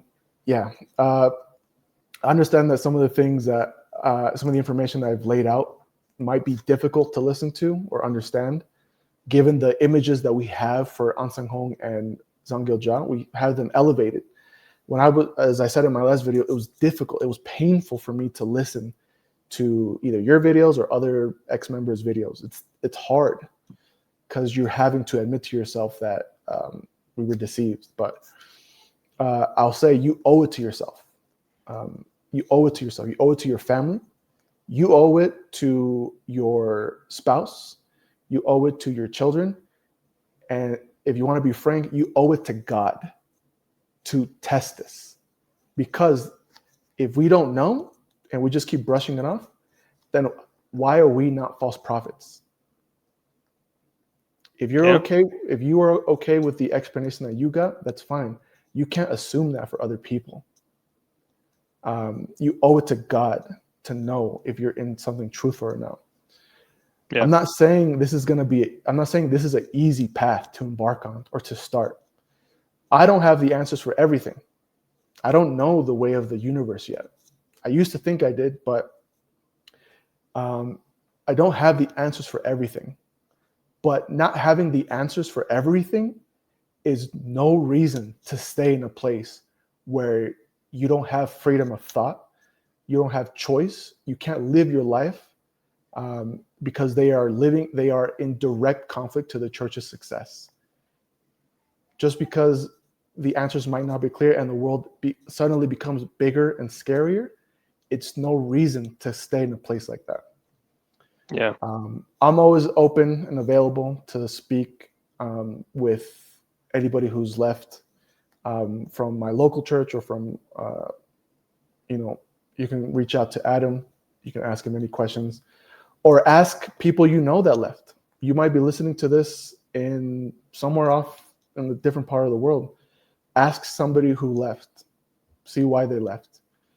But just ask, which is something that the cult doesn't want you to do. So that's all I wanted to share today. Awesome. Well, if I could just touch on that real quick before we conclude here. Cut that part out. Well, we don't live in, in this world, we don't live in certainties, right? You waking up tomorrow does not mean that you're going to survive the rest of the day, right? Everything is uncertain in our life, right? When you go to the pharmacy, do you take a chemical or a chemistry kit to make sure that the exact amount and an exact concoction you're being given for your illness is exactly what it is, what they say it is? Odds are no, right? You just take it. You pay the money and you take it, right? You believe, you trust without 100% certainty, right? In fact, I would say majority of our life is we function based off of uncertainty rather than certainty. So the excuse of like, well, you don't have all the answers, so I'm going to stay here and get fake answers and at least they're answers. Be content. You don't actually live in a world of certainties. Even though you might think you do, if you actually look at your life, you don't live in a world of certainty, 100% certainty all the time. And even in the cult, you're not exempt, because a lot of the times when you ask really tough questions, how many times have you ever heard, oh, Father didn't reveal it? Or, oh, it's not important for your salvation. Yes. Or, oh, we don't know. We'll know in heaven. So even in the cult, you still don't have all the answers. And the ones you do are very weak answers that can crumble at the slightest scrutiny. Mm-hmm. So even in the cult, you're not afforded the certainty that you hold dear. And in life, unfortunately, you're also not afforded 100% certainty either. And so again, that insistence of you staying because of, oh, we don't have all the answers on the other side, so therefore I'm going to stay, it's completely null and void. It's invalid. So would you rather live in slavery because some organization is feeding you lies? Would you rather live in freedom and maybe you don't have all the answers, but at least you have the opportunity to seek out those answers elsewhere on your own time? And here's the situation, right? Let's say, would you rather listen to somebody who is known to lie and to manipulate and to give you bad information, even though they constantly give you answers? Or would you rather have somebody in your life that says, you know what, I don't know the answer, but I know I can point you in a general direction and maybe you can find the answer in your own time, in your own way? Who is the more trustworthy person? The one who, in this scenario, the one who has all the answers but is known to lie and cheat and manipulate? Or the person who's like, you know what, I don't know, I don't have all the answers, but maybe we can go in this direction and see what we can come up with and see what we can figure out together? Which one are you going to trust more? So again, your whole narrative of, oh, I need 100% certainty, you guys aren't 100% certain, and so I'm going to stay here, it's not accurate, and it's a lame excuse, to be honest with you. Yeah, for sure. But yeah, I mean, I was going to kind of go into Armstrong. Maybe I'll do that real quick. So sure. I've been asked, unless you have to go. No. It'll take like 5 minutes. Okay. I've been asked a few times, what do you want to happen to WMSCOG? Right? And a lot of people are quick to say, and again, this is totally fine. I'm just saying what I feel. I've been asked, what do you want to see happen with WMSCOG? And a lot of people say, I want it destroyed. I want it gone, demolished, obliterated, right? I'm a little different. I want it to change. And here's what I mean by change. So we know Armstrong very well. We know the Worldwide Church of God extremely well. But in regards to like restoring the feast first and keeping the feast, etc. But the story that I find is actually more interesting than that is what happened to the Worldwide Church of God. No one talks about what happened to the Worldwide Church of God. There's a reason why you can't go to a Worldwide Church of God nowadays. Yeah. And the reason is because decades ago, I believe this was after Armstrong died, all these elders, these high position leaders, so they would be like in a WMSCOG sense, like pastors, right? Missionaries, elders, like really high up members, ranking members. They were starting to be asked questions by the congregation like, hey, we're reading in Romans and Ephesians and Hebrews and Galatians that it doesn't seem like we need to keep the law. Like it seems like we're going contrary to what the Bible's teaching.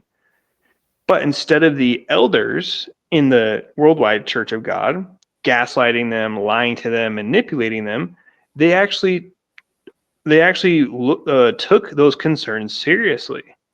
And they're like, oh, that's a good point. Let's look into it. And so they came together, all the leaders came together, and they discussed this for quite a while. And they were looking through scriptures. They were analyzing doctrine, analyzing what they taught, analyzing what scriptures say, what early church history said, etc. And they came to the conclusion that it is by grace and faith that you are saved, not by works of the law. Of course. And so they came to that realization, and they made the choice, because they were like, well, because you have to remember, worldwide Church of God was extremely popular. It was extremely wealthy. It was extremely influential, like a powerhouse that the WMSCOG wishes they could be, right? Campuses all over, like outreach all over the, like tons of money, They did very well. But they decided to follow truth instead. And so what they did was they came out and they said, guys, we taught you wrong. We messed up. It's by grace that you're saved. It is by faith that you're saved. And they even came out, they're like, we don't know what's going to happen with this information, but we don't know, like, we're just keeping the Sabbath because we know how to keep the Sabbath. But, I'm not going to say I'm going to keep Christmas because I don't know yet. I'm not going to say I'm going to go to a Sunday keeping church yet because I don't know yet. But at least they had the humility and the heart to actually attempt to do what is right. And so that's why it broke off into different sects. It broke off into, of course, there were some that still kept the old way, right, as these things happen. But majority, they became faith and grace-based churches, right? They lost all the funding. They lost all their money. They had to close campuses, but they wanted to do what the scriptures said. And it caused great chaos. It caused great pain. It caused great sorrow. It caused great destruction, if you will.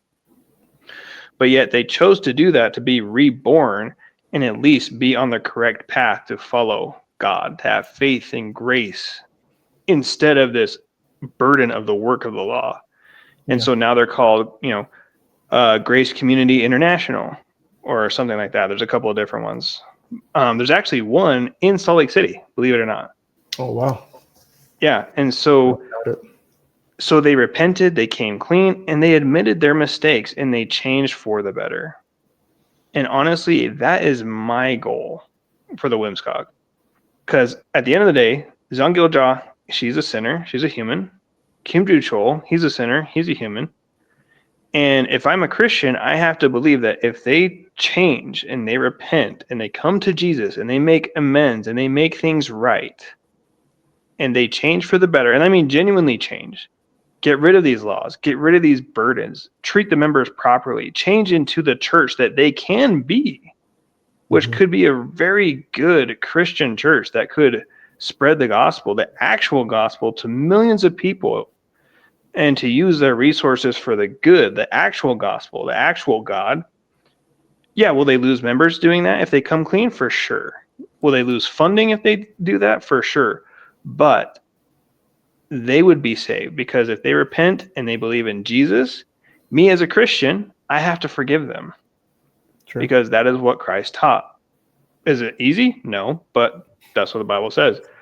So I have to admit that as a Christian, if they came clean and they changed for the better and showed proof of their repentance by getting rid of all this bogus nonsense and changing into true Christian church that to the best of their ability, they do expository preaching, they do exegesis in their studies, and they do actual hermeneutical teaching, I would go back. I would totally go back, and I would serve, and I would do, it'd be an honor. Do I think that's going to happen? I can always hope, but I'm a realist too. I don't think it's going to happen. But again, that's like my vision for it is I want to see change, and I want to see good change, because if it's destroyed, there's just going to be another cult that pops up. Yeah. But if it's changed, it could be something that's used in the force of good, not just it destroys and then something else pops up in its place and causes chaos. But it could be a force for good, and it could be a force for actually spreading the actual message of the gospel. And I'll put a link in the description. There's another documentary about that exact thing of what happened to the Worldwide Church of God. So I'll put that in the description. I'll also put the Midnight Cry in the description too. Please.